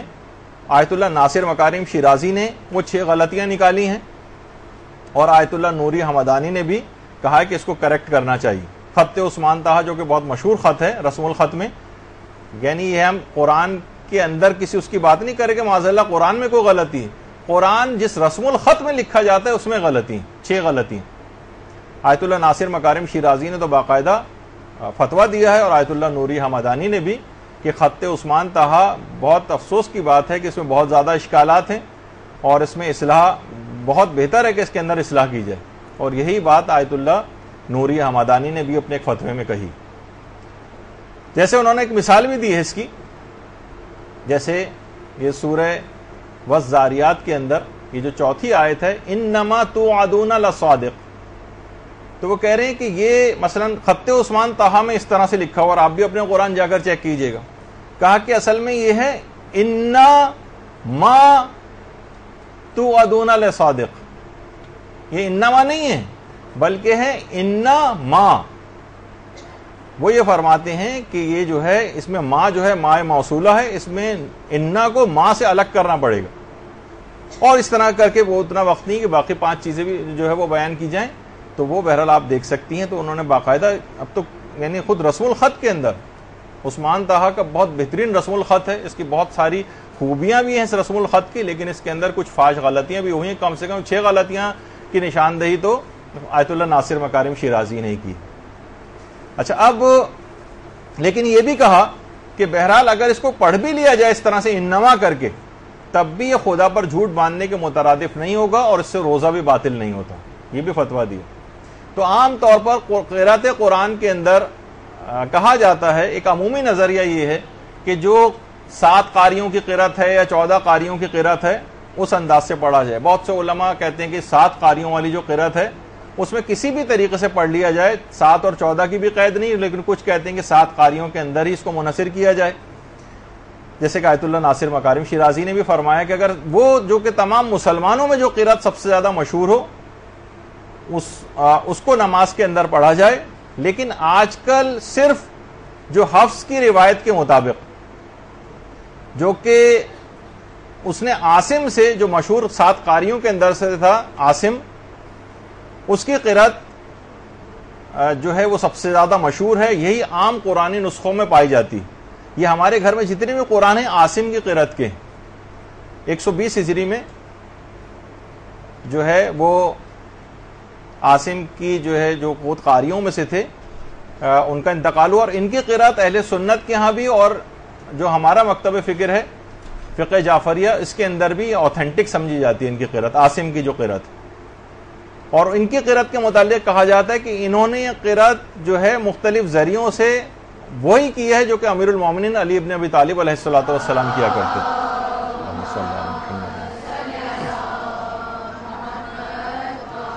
اور انہی کی عام طور پر عام قرآنی نسخوں میں یہی قراءت پائی جاتی ہے، اور بہت سے علماء کا تو یہ بھی کہنا ہے کہ دیگر قراءتوں میں جو ہیں قراءتیں وہ اشکال سے خالی نہیں ہیں، لہٰذا عاصم کی قراءت ہی کو جو ہے وہ فالو کیا جائے۔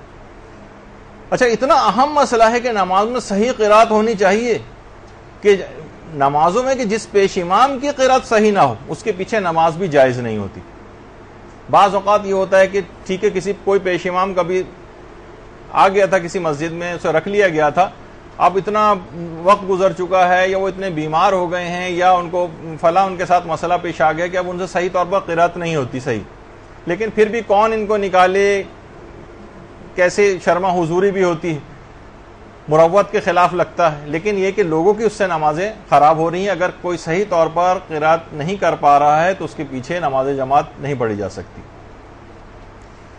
تو بعض اوقات یہ بھی ہوتا ہے کہ وہ اس کو صحیح سمجھ رہا ہے لیکن آپ کو پتہ ہے کہ چیز غلط، مثلا اگر وہ کلمے میں تجدید کوئی جملہ پڑھ رہا ہے اس میں تجدید ہے اور وہ تجدید کے بغیر پڑھ رہا ہے، باقاعدہ آغا سیستانی سے پوچھا بھی گیا کہ اگر کوئی پیش امام اس طرح سے پڑھ رہا ہے اور تجدید نہیں پڑھی اس نے، فَتَمَنَّوُا الْمَوْتَ إِن كُنتُمْ صَادِقِينَ مثلا، اور اسے فَتَمَنُّوا الْمَوْتَ پڑھ رہا ہے، وہ کہا اس کے پیچھے نماز جائز نہیں، اس نے تجدید کیوں نہیں لگائی؟ تو البتہ یہ ضرور ہو کہ آپ ایسا نہ ہو کہ آپ ہی غلطی پر ہوں اور اس کی قراءت صحیح ہو، یعنی واقعتاً اگر اس کی قراءت جو ہے غلط ہے اور آپ کو صحیح طور پر پتہ ہے اور وہ اس کو تلفظ نہیں کر پا رہا ہے تو اس کے پیچھے نماز جماعت بھی نہیں ہو سکتی۔ اور بعض اوقات یہ بھی ہے، آیت اللہ خود سیستانی نے بھی لکھا اور باقی مراجی کا بھی یہی، کہ اگر کوئی پیش امام نماز پڑھنے کے دوران قراءت کی غلطی کر جائے، اور ایسی غلطی کہ جو بڑی فاحش غلطی ہو اور آپ کو پتہ چل جائے کہ اس نے غلطی کی، فوراً اپنی نماز کو فرادہ کر لینا ہوگا، اور نہ صرف فرادہ کرنا ہوگا بلکہ جو کلمہ اس نے غلط پڑھا تھا وہ بھی دوبارہ پڑھنا ہے، اس کے بعد پھر نماز کو کنٹینیو کرنا ہے. اب جماعت کے ساتھ نماز نہیں ہو سکے گی.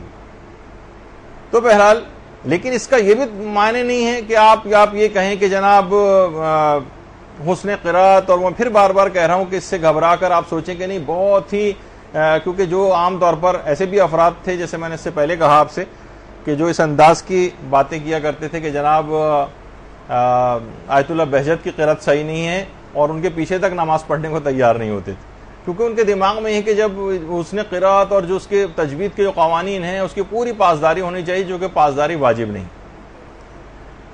تو بعض اوقات زیر زبر پیش کی غلطی ہو جاتی ہے اور اس سے معنی تک بدل جاتے ہیں. جیسے کہ علماء ایک مثال دیتے ہیں کہ ان اللہ بریء من المشرکین ورسولہ، یعنی یہاں پر جو اصل ہے لام پر زبر کے بجائے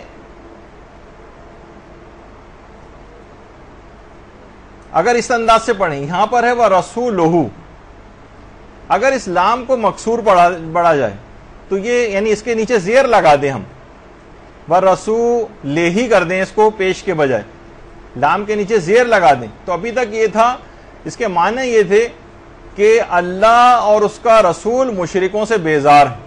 اگر وہ رسول ہی اس کو کر دیں گے تو اس کے معنی بن جائیں گے کہ خدا بیزار ہے مشرکوں سے اور معاذ اللہ اپنے رسولوں سے بھی، یعنی کفریہ بن جائے گا. تو آپ نے دیکھا کہ صرف زیر زبر پیش وغیرہ کی غلطی سے کتنا فرق پڑ جاتا ہے. اور یہی وجہ ہے کہ اس بات کی ضرورت کا احساس کیا گیا کہ کیونکہ اس سے معنی پہ کافی فرق پڑ جاتا ہے تو اس کے اوپر جو ہے وہ اعراب لگائے جائیں. فتحہ اس کے اندر دیکھیے ایک ہے غائب ہو گئی، ایک گول ہے بھی آتی ہے. فتحہ، کسرہ اور ضمہ، یعنی زبر زیر اور پیش، یہ صحیح طور پر پتہ ہونے چاہیے ہمیں. اور اس کو سب سے پہلے امیر المومنین کے ایک صحابی ابو الاسود دوئلی نے، اللہم صلی علی محمد وعلی محمد، انہوں نے یہ اعراب اس کے اوپر لگائے تاکہ قرآن کو اس طرح کی تحریف سے بچایا جا سکے. اچھا اب اس کے بعد آ جائیے، اب ہمیں سورہ الحمد پڑھنی ہے.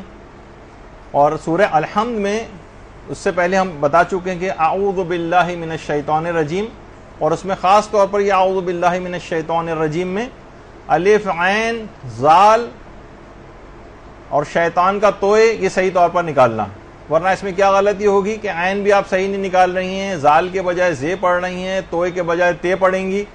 تو یہ جو پڑھنے کا اتنا زیادہ ثواب، پورا ایک لیکچر آپ نے اس کے اوپر سنا تھا کہ استعاذہ کے اوپر، کہ جو ہم اعوذ باللہ من الشیطان الرجیم کہتے ہیں تو وہ ثواب بھی ہم کو نہیں ملے گا، لیکن وہ تو ہمیں دوبارہ ریپیٹ نہیں کرنا. اس کے بعد ہے بسم اللہ الرحمن الرحیم. اچھا اس میں وہی غلطی ہوتی ہے، بسم اللہ الرحمن الرحیم پڑھتے ہیں لوگ، رہ نہیں ہے یہ راحمان، یعنی را کے اوپر زبر ہے، زیر نہیں ہے. وہاں پہ لوگ عام طور پر زیر لگا دیتے ہیں. یعنی یہ دماغ میں یاد رہے آپ کے کہ بسم اللہ الرحمن الرحیم، رحمان نہیں پڑھیں گے اس میں. اور اس کے بعد ہے الحمد للہ رب العالمین.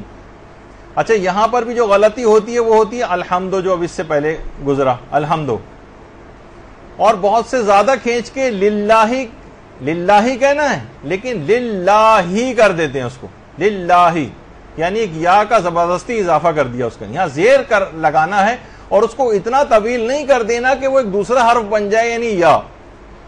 جیسے بعض اوقات ہم زبر لگاتے ہوئے، آیت اللہ سیستانی نے بھی کہا ہے کہ یہ اگر عرف سے بہت زیادہ بڑھ جائے اس کی مقدار، مثلا ہم زبر کسی جگہ لگانا تھا اور اس کو اتنا طویل کر دیا ہم نے اس زبر کو کہ وہ ایک الف بن گیا، تو ایک نئے حرف کا اضافہ ہو جائے گا. اور کہا کہ ایسا کرنا اشکال سے خالی نہیں، یعنی آپ ایسا نہیں کر سکتے کہ زبر کو اتنا کھینچ کے اتنا لمبا کر دیا جائے. اچھا اب یہاں پر ایک اور قاعدہ استعمال ہوتا ہے جس کا ابھی بیان کرنے کا اصلاً کیا ہے یہ وقت نہیں ہے، لیکن یہ کہ صرف اس حد تک صرف نماز میں اس میں ذرا حسن میں اضافہ ہو جائے گا نماز کے، جسے قاعدہ یرملون کہا جاتا ہے. یعنی یرملون یہ 6 الفاظ کا مجموعہ ہے، یہ رے میم لام واو نون، یرملون. یعنی اب کیا ہے اصل میں قاعدہ یرملون، یہ جب آپ کی تجوید کی کلاسیں ہوں گی تو اپنے ٹیچر سے پوچھیے گا، لیکن ابھی اس کے اندر کہ یہ ان میں سے کوئی بھی حرف اگر کسی جگہ پر آ جائے تو آپ کو اس انداز سے ایک فرق بیچ میں دینا ہے کہ وہ دو چیزیں آپس میں ملنے نہ پائیں. جیسے الحمد للہ رب العالمین، اسے لوگ پڑھتے ہیں الحمد للہ. اچھا اب دیکھیے اس کو اگر اور پیچھے لے جایا جائے،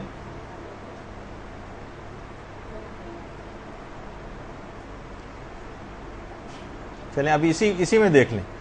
الحمد للہ، یرملون کا لام ہے اس میں للہ میں، تو اس سے پہلے والا جو حرف آ رہا ہے الحمدو کا جو دال ہے اس کو لام سے ایسا الگ کرنا پڑے گا للہ کہ دونوں میں تھوڑا سا فرق آ جائے، ورنہ یہ بن جائے گا الحمدلل.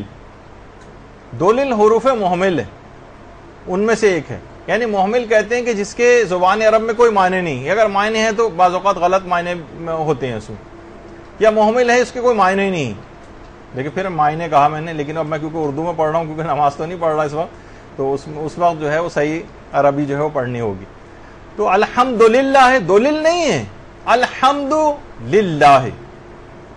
اچھا للہ رب العالمین، رب یہ بھی نہیں ہونا چاہیے، کیونکہ یرملون کی جو رے آ گئی ہے رب العالمین میں، اس سے پہلے والے حرف کو اس سے الگ کیجیے.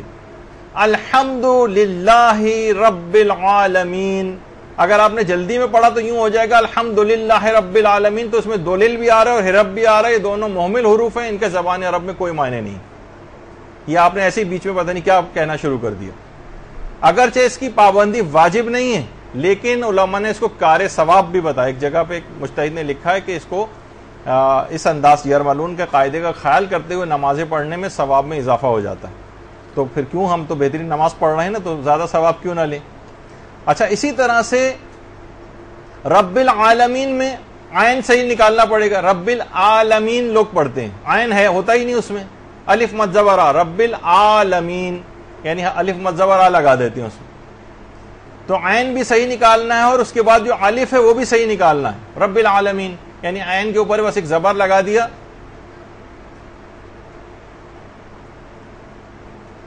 لام کے بعد. بہرحال اس میں رب العالمین یعنی اس میں یا تو کوئی حرف آپ کھا جاتے ہیں، عین کے بعد جو الف ہے وہ کھا جاتے ہیں اور فقط زبر سے کام چلا لیتے ہیں، یا عالمین کی یہ کھا جاتے ہیں، عالمین الحمدللہ رب العالمین یہ اس میں غائب کر دی پوری. تو یہ بہت بڑی ذرا غلطی ہو جاتی ہے، تو اس کا خیال رکھنا پڑے گا. اچھا اسی طرح سے دیکھیے حمد کو کہا جاتا ہے کہ حمد اس اچھائی کو کہا جاتا ہے کہ جو ارادے اور اختیار سے صادر ہو، اس کو ہم کہتے ہیں کہ اس پر اس کی حمد کی جائے گی، جو ارادے اور اختیار سے جو اچھائی ہوتی ہے.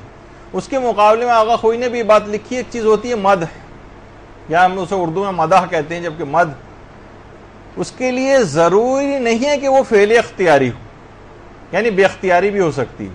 جیسے جب بھی ہم جو پھول ہوتا ہے، پھول کے لیے کی ہم کبھی حمد نہیں کرتے، مدح کرتے، تعریف اس کی. لیکن اللہ جس نے وہ پھول بنایا ہے، کیونکہ وہ اس کی صفت اختیاری ہے، اس وجہ سے اس کی حمد کی جاتی.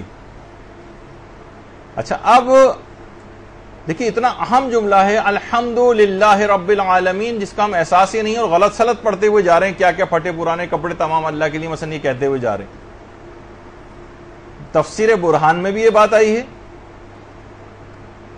تفسیر برہان اور اصول کافی کے اندر بھی یہ روایت باب شکر میں موجود ہے. ہمارے چھٹے امام امام جعفر صادق علیہ الصلوۃ والسلام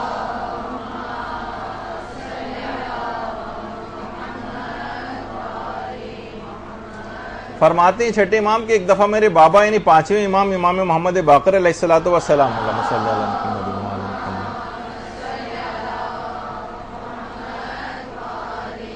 ان کا ایک دفعہ خچر کھو گیا. امام نے دعا کی کہ پروردگارا اگر میرا خچر کو مجھے لوٹا دے تو میں ایک تیرا ایسا شکر کروں گا کہ تو راضی ہو جائے گا. تھوڑی دیر میں جو زین اور لگام کے ساتھ خچر واپس آ گیا.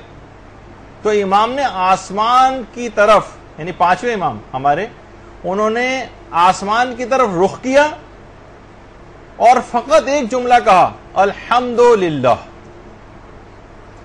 کہا کہ میں نے اللہ کی کوئی حمد و ثنا نہیں چھوڑی اور تمام تعریفوں کو اللہ کے لیے مخصوص کر دیا اس جملے میں. حمد و ثنا کی تمام اقسام اس جملے کے اندر شامل ہیں. جو ہم کہتے ہیں نا الحمدللہ، تمام اقسام اس کے اندر شامل ہیں، امام نے فرمایا.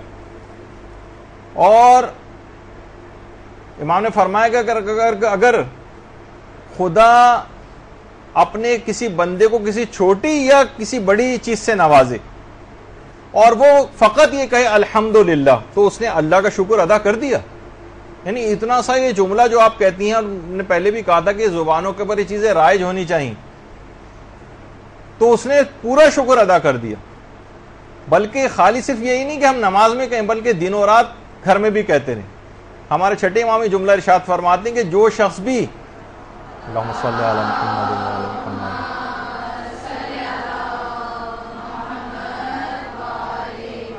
کہ جو شخص بھی صبح کو یہ کہے الحمدللہ رب العالمین، تو بے شک اس نے اس روز کا شکر ادا کر دیا. اور جو رات کو کہے الحمدللہ رب العالمین، تو گویا اس نے اس رات کا بھی شکر ادا کر دیا. اور چھٹے امام نے یہ جملہ بھی کہا کہ اگر کوئی شخص روزانہ یہ کہے الحمدللہ کما ہوا اہلہ، تو لکھنے والے فرشتے اس کا ثواب لکھنے سے قاصر ہو جاتے ہیں. اللہم صلی علی محمد. راوی کہتا ہے کہ یا رسول اللہ، یہ فرشتے لکھنے سے کیوں قاصر ہو جاتے ہیں؟ تو پیغمبر نے فرمایا کیونکہ وہ ثواب کو جانتے ہی نہیں، اور بارگاہ خداوندی میں عرض کرتے ہیں کہ پروردگارہ ہمیں غیب کا علم نہیں ہے، ہم کیسے اس کا ثواب لکھیں؟ تو پروردگار کہے گا بس جیسے میرا بندہ کہہ رہا ہے بس تم وہ لکھ دو، اس کا ثواب میرے ذمے. تو اور یہ بات بھی ہے، کہی گئی ہے کہ اگر کوئی شخص روزانہ 7 مرتبہ یہ کہے، یہ بھی ہمارے چھٹے امام کا ہے کہ الحمدللہ علی کل نعمت کانت او ہی کائنہ،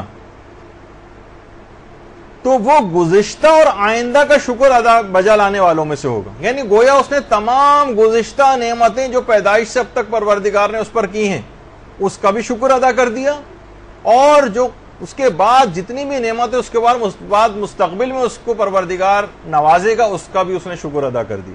7 مرتبہ اگر کسی نے روزانہ کر دیا تو اس نے گزشتہ اور آئندہ کی تمام نعمتوں کا شکر ادا کر دیا. کتنا اہم جملہ ہے الحمدللہ. تو اس کا خاص طور پر خیال کرنا چاہیے. اب اتنا ہمارے پاس وقت نہیں ہے، اس کو بہت تیز رفتاری کے ساتھ کچھ مجھے سلائیڈز کو آگے بڑھانا ہوگا.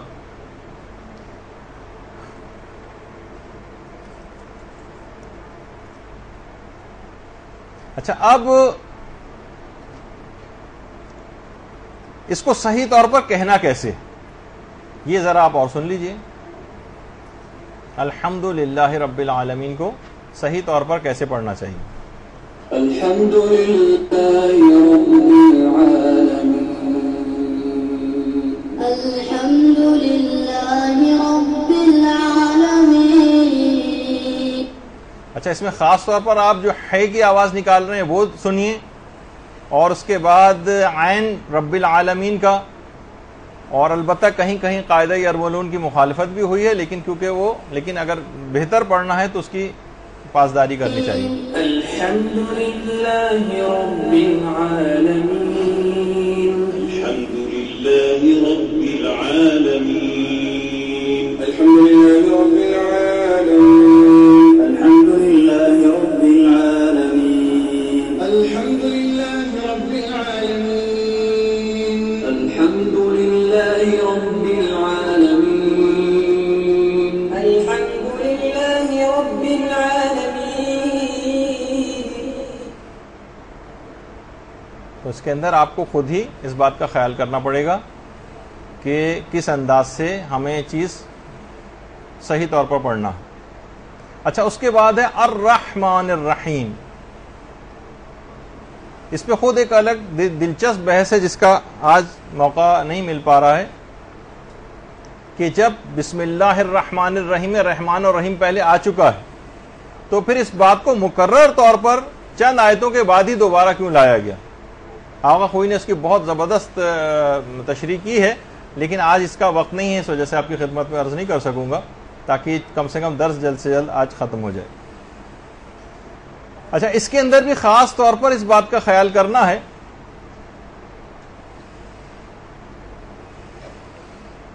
کہ الرحمن الرحیم. پہلے اس سے آگے نکل جائیں تھوڑا سا.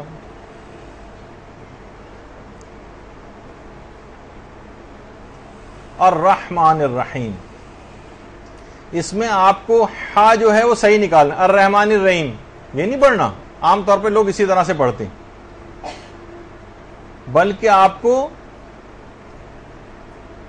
الرحمن الرحیم، رحمان نہیں ہے، رحمان ہے. رح کی آواز نکالنی ہے، رح کی آواز نہیں نکالنی. یعنی یہاں پر ہا کی آواز نکالنی ہے، ہا کی آواز نہیں نکالنی. اچھا ایک چیز اور بھی ہے کہ جس جگہ پہ ٹھہرنا ہوتا ہے، جہاں آپ ٹھہر رہے ہوں، تو وہاں اگلی آیت کو ملا نہیں سکتے اس سے قواعد تجوید کے مطابق، جسے ہم کہتے ہیں وقف بالحرکت اور وصل بالسکون. یعنی جہاں ٹھہرنا ہے وہاں پہ ہم نے حرکت دے کے ملا دیا، اور جہاں پر یعنی وقف حرکت میں وقف کر دینا یہ جائز نہیں. مثلا ابھی اس کی مثال آئے گی. آغا خوئی تو کہتے تھے احتیاط واجب ہے کہ اس قانون کی پاسداری کریں نماز میں، لیکن آغا سیستانی ہیں اور رہبر معظم ہیں، وہ کہتے ہیں احتیاط مستحب ہے کہ اس کی پاسداری کر لیں، لیکن ضروری نہیں، البتہ ثواب ملے گا. لیکن آغا وحید خراسانی ہیں یا آیت اللہ خوئی ہیں، وہ کہتے تھے کہ احتیاط واجب ہے کہ اس کی پاسداری کرنا.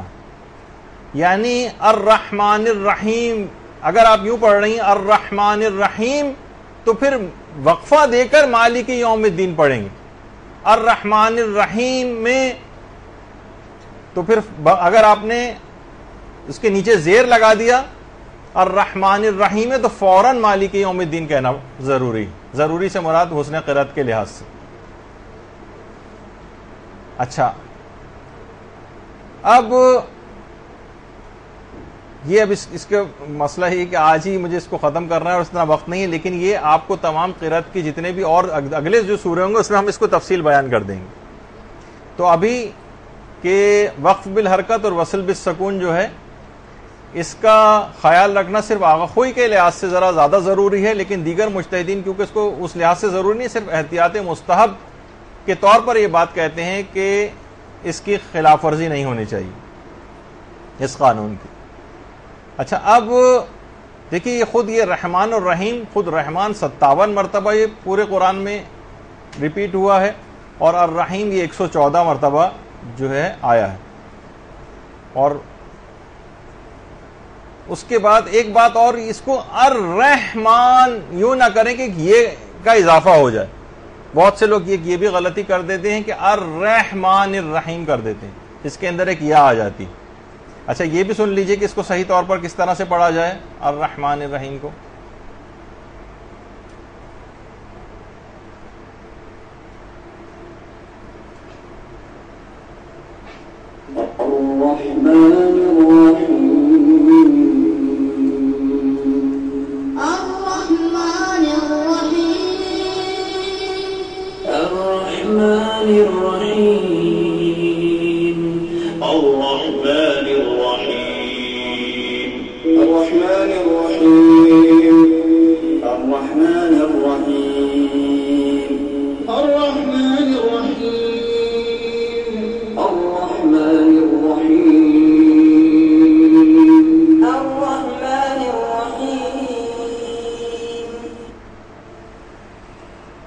تو آپ نے اس کی صحیح طور پر تلفظ سنا کہ کس انداز سے، اور اس کے بعد پھر ہے مالک یوم الدین. اچھا یہاں بھی آپ دیکھیں کہ یرملون کے لحاظ سے یہ جو آ رہی ہے یا جسے کہتے ہیں یوم الدین، تو یہاں پر آپ کو کاف سے الگ کرنا پڑے گا، ورنہ یہ بن جائے گا مالکی یوم الدین. کیو ایک لفظ آ رہا ہے، یہ حروف محمل سے کوئی زبان عرب میں معنی نہیں.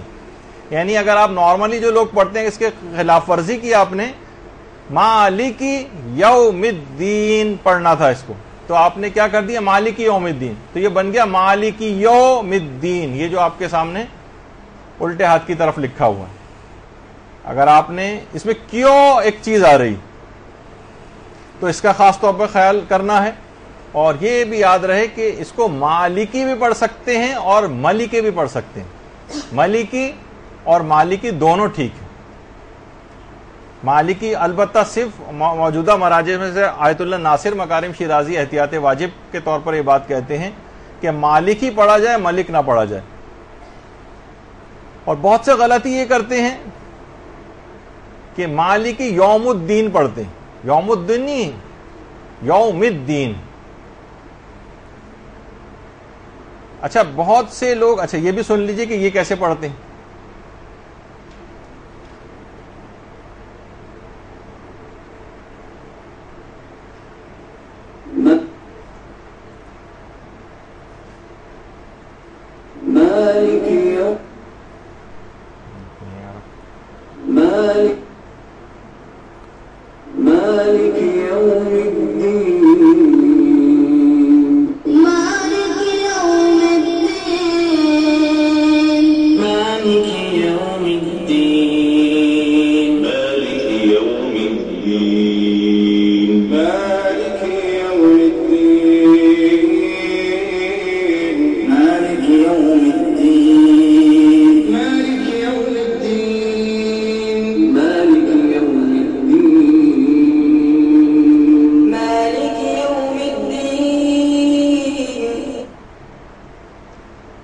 اس کے اندر بھی ایک چیز اور یاد رکھ لیجئے کہ بہت سارے افراد اس طرح سے ایک پیش کی سی آواز نکالتے ہیں بعض اوقات مالکی یوم الدین.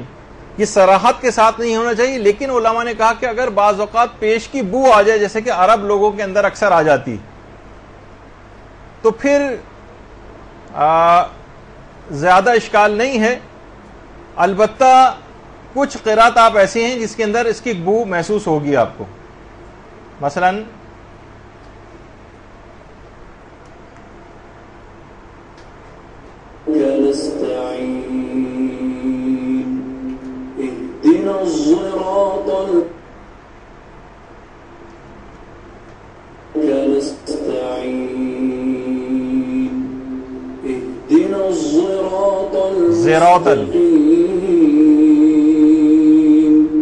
صراط الذين أنعمت عليهم غير المغضوب عليهم ولا الضالين.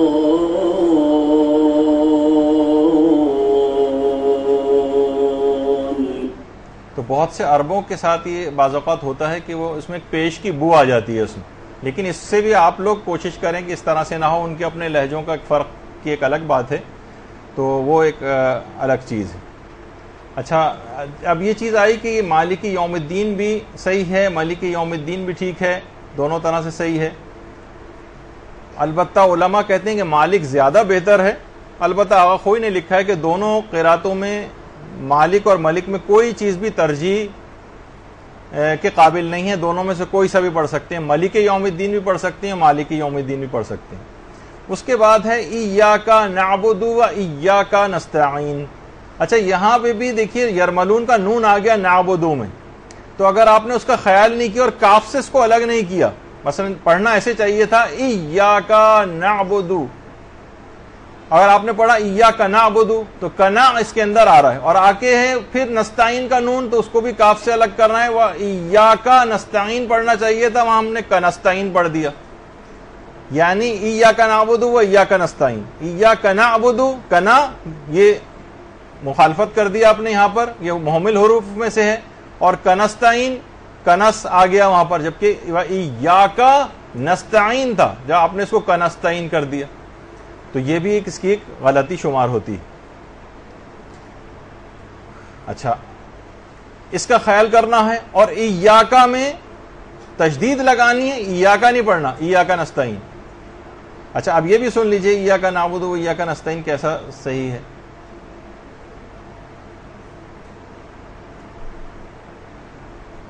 إياك نعبد وإياك نستعين. إياك نعبد وإياك نستعين. إياك نعبد وإياك نستعين.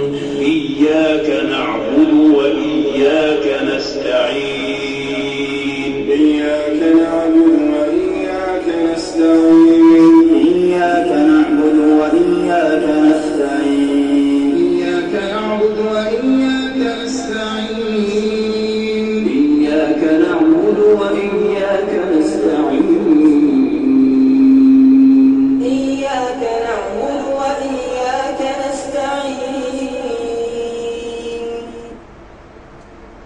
آپ کو عین صحیح نکالنا ہے، کنا اور کنس نہیں نکالنا ہے، اس کا خیال کرنا ہے۔ اس کے بعد ہے ایاک نعبد ہے، عین اگر آپ نے صحیح نہیں نکالا اور نعبدو کر دیا تو اس کا مطلب عین بالکل کھا گئے، یہ غلط ہے، اور زیادہ تر لوگ ایسے ہی پڑھتے ہوئے نظر آتے ہیں۔ اچھا، اسی طرح سے نستعین کہنا ہے، اس کو نستعین، ایک اتنا زیادہ الف کو بڑھا دیتے ہیں اور اس کو لمبا کر دیتے ہیں کہ وہ ہم جو زبر ہے وہ الف میں تبدیل ہو جاتا ہے، اس کی خلاف ورزی نہیں کرنی چاہیے۔ اور اس کے بعد پھر ہے اہدنا الصراط المستقیم۔ اچھا، یہاں پہ بھی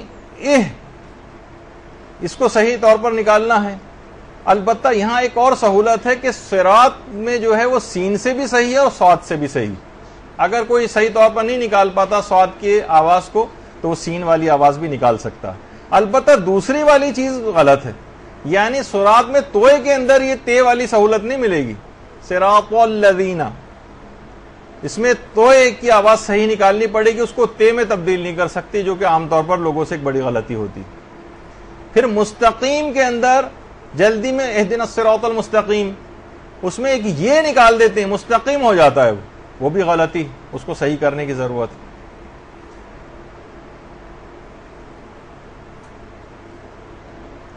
اچھا، پھر اس کے بعد ہے صراط الذین انعمت علیہم، اور پھر پوری آیت آخر تک۔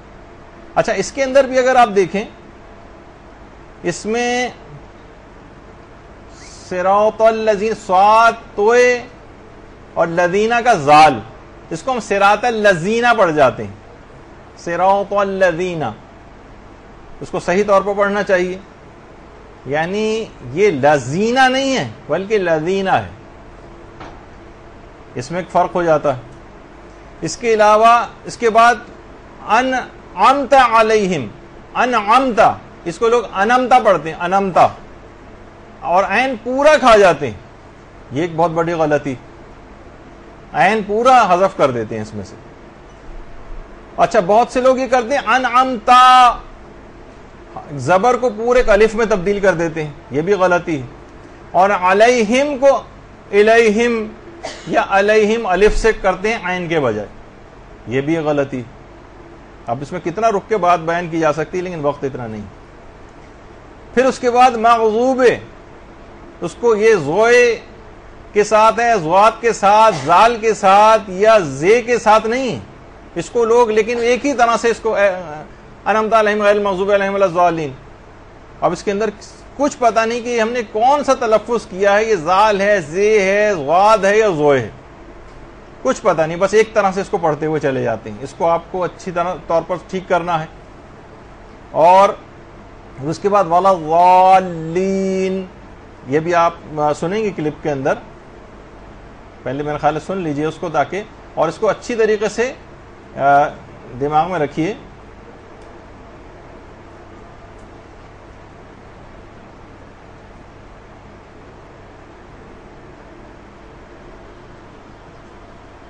صراط الذين أنعمت عليهم غير المغضوب عليهم ولا الضالين۔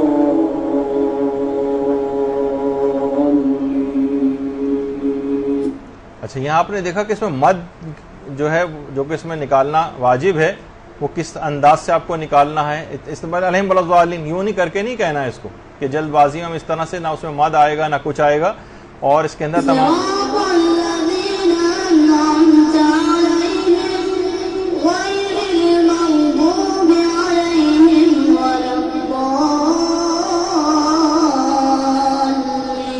صراط الذين أنعمت عليهم غير المغضوب عليهم ولا الضالين صراط الذين أنعمت عليهم غير المغضوب عليهم ولا الضالين صراط الذين أنعمت عليهم غير المغضوب عليهم ولا الضالين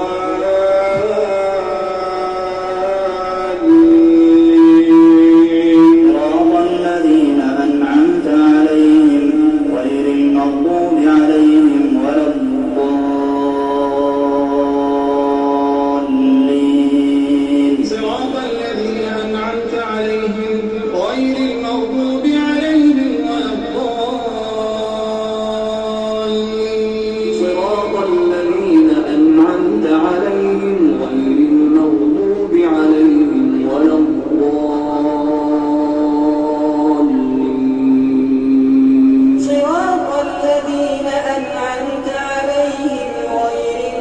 المغضوب عليهم ولا الضالين.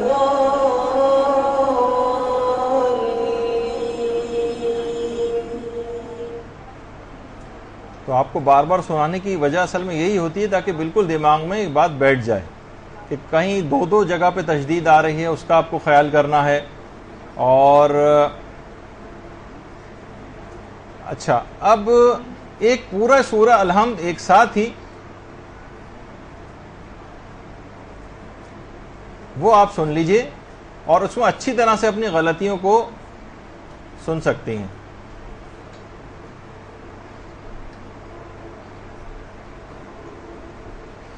أعوذ بالله من الشيطان الرجيم. بسم الله الرحمن الرحيم. الحمد لله رب العالمين. الرحمن الرحيم. مالك يوم الدين. إياك نعبد وإياك نستعين. اهدنا الصراط المستقيم. صراط الذين أنعمت عليهم غير المغضوب عليهم ولا الضالين.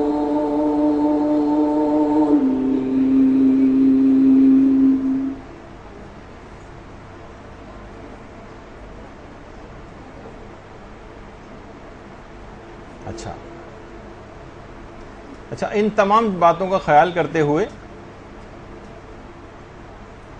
اب ایک مسئلہ ایک پیش آتا ہے کہ اگر کوئی آیت ہم صحیح طور پر تلفظ نہ کر سکیں، جیسے کہ اب ہوگا آپ کے ساتھ، تو کیا بار بار وہ آیت پڑھ سکتے ہیں یہاں تک کہ جب تک صحیح طور پر تلفظ؟ ایک کوشش یہ کریں کہ یہ پریکٹس جو ہے وہ نماز سے ہٹ کر پہلے ہی ہو جائے.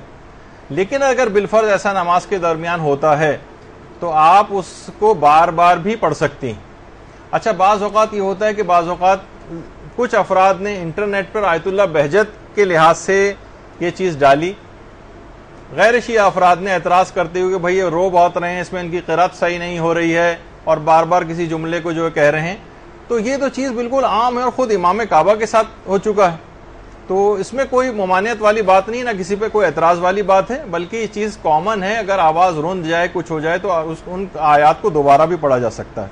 لیکن بہرحال ایک دفعہ سن بھی لیں اس کو تو کوئی ایسا حرج نہیں ہے.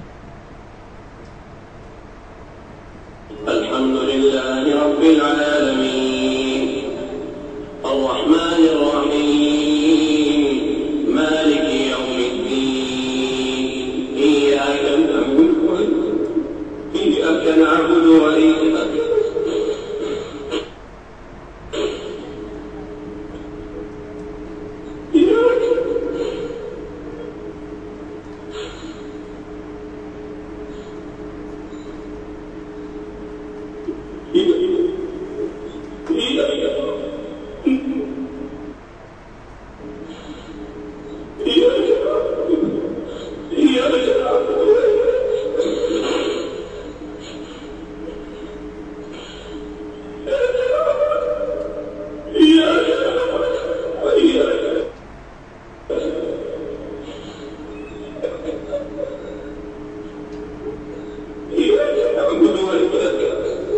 اهدنا الصراط المستقيم. صراط الذين أنعمت عليهم غير المغضوب عليهم ولا الضالين. آپ نے دیکھا کہ بہرحال یعنی ہم نے اس لحاظ سے کہ آیت اللہ بہجت کو بھی ذرا ایک کر دیا جائے کہ اس کو یک طرفہ طور پر لوگ ایک پروپیگنڈا وغیرہ کرنے لگتے ہیں اور اس میں کوئی حرج نہیں ہے. آپ کی آواز رند جائے، کبھی قرات کے دوران رونا آ جائے تو اس آیت کو دوبارہ ریپیٹ کیا جا سکتا ہے کہ یہاں تک کہ صحیح طور پر وہ ادا ہو جائے. اچھا، اب اس کے بعد بس اتنا وقت نہیں ہے. ہاں، بس اس میں ایک بات یہ بیان کرنی کہ الحمد ختم ہونے کے بعد الحمدللہ رب العالمین کہنا، اس کا استحباب خاص طور پر نماز جماعت کے سلسلے میں کہ جب پیش امام جیسے الحمد کا سورہ ختم کرتا ہے تو معمومین جو ہیں وہ ان کے لیے اس کا استحباب ثابت ہے، ان کے لیے مستحب ہے کہ سب الحمدللہ رب العالمین کہیں. جس طریقے سے جب پیش امام یا مثلا خود آپ بھی اگر پڑھ رہی ہوں سورہ توحید وَلَمْ يَكُنْ لَهُ كُفُوًا أَحَدٌ جیسے کہہ کے آپ نے ختم کیا، اس کے بعد كَذَلِكَ اللَّهُ رَبِّي یا صرف كَذَلِكَ اللَّهُ پڑھنا یہ بھی مستحب۔ اب یہاں پر ایک سوال ہوتا ہے کہ کیا یہ زیادتی نہیں ہے؟ کیا یہ اضافہ نہیں ہے سورہ الحمد کے بعد الحمدللہ رب العالمین کہنا؟ تو آقا سیستانی نے بھی اور دیگر مراجع کا جواب بھی یہی ہے کہ الحمد کے بعد الحمدللہ رب العالمین کہنا یا کذالک اللہ ربی قل اللہ کے بعد کہنا یہ معتبر روایتوں کے اندر آیا ہے۔ اچھا پھر پوچھا کہ اگر یہ ایسا ہے تو ہمارے جو اہل سنت بھائی ہیں وہ اس کے بعد ربنا لک الحمد کہتے ہیں، تو کیا ہم بھی کہہ سکتے ہیں یہ جملہ؟ تو آقا سیستانی نے فرمایا کہ یہ مرسلہ روایت میں یہ آیا ہے جو کہ ثابت نہیں ہے، البتہ کوئی ذکر خدا کی نیت سے ربنا لک الحمد کہہ بھی دے تو اس سے کوئی نقصان واقع نہیں ہوگا۔ پھر ایک سوال فوراً یہ بات پوچھے گی کہ تو کیا پھر اس کا مطلب ہے پھر آمین کہنے میں کیا مذائقہ؟ جب اتنی ساری چیزیں کہہ رہے ہیں تو آمین بھی تو ایک دعائیہ ایک جملہ ہے۔ تو یہاں پر انہوں نے کہا کہ یہ اصل میں مسئلہ یہ ہے کہ ٹھیک ہے کہ یہ جو کہا جا رہا ہے کہ ایک لحاظ سے یہ دعا کی قبولیت کے لیے کہا جا رہا ہے جملہ، کہا کہ مسئلہ اس کے اندر یہ آمین کہنے سے کیوں نماز باطل ہوتی؟ وہ اس وجہ سے کہ اس میں نص آ گئی ہے، واضح حدیث میں یہ جملہ منع کیا گیا ہے کہ آمین نہ کہا جائے ورنہ یہ مبطل نماز ہے۔ اگر یہ نہیں ہوتا تو پھر اس کو کہنے کی اجازت تھی، اس وجہ سے آمین کہنے سے نماز باطل ہو جاتی۔ اور ایک چیز بس میں اور بتا دی جائے، کچھ لوگ کہتے ہیں کہ اگر قرات کی کچھ غلطیاں ہو جائیں تو ہم سجدہ سہو کر لیں گے بعد میں، کیا فرق پڑتا ہے؟ اگر غلطیوں کے اوپر ہی تو سجدہ سہو ہوتا ہے نا، تو ان کے لیے بہرحال یہی ہے کہ نہیں، آپ کو اپنی قرات صحیح کرنی پڑے گی اور سجدہ سہو اس کے لیے جو ہے وہ کافی نہیں ہے۔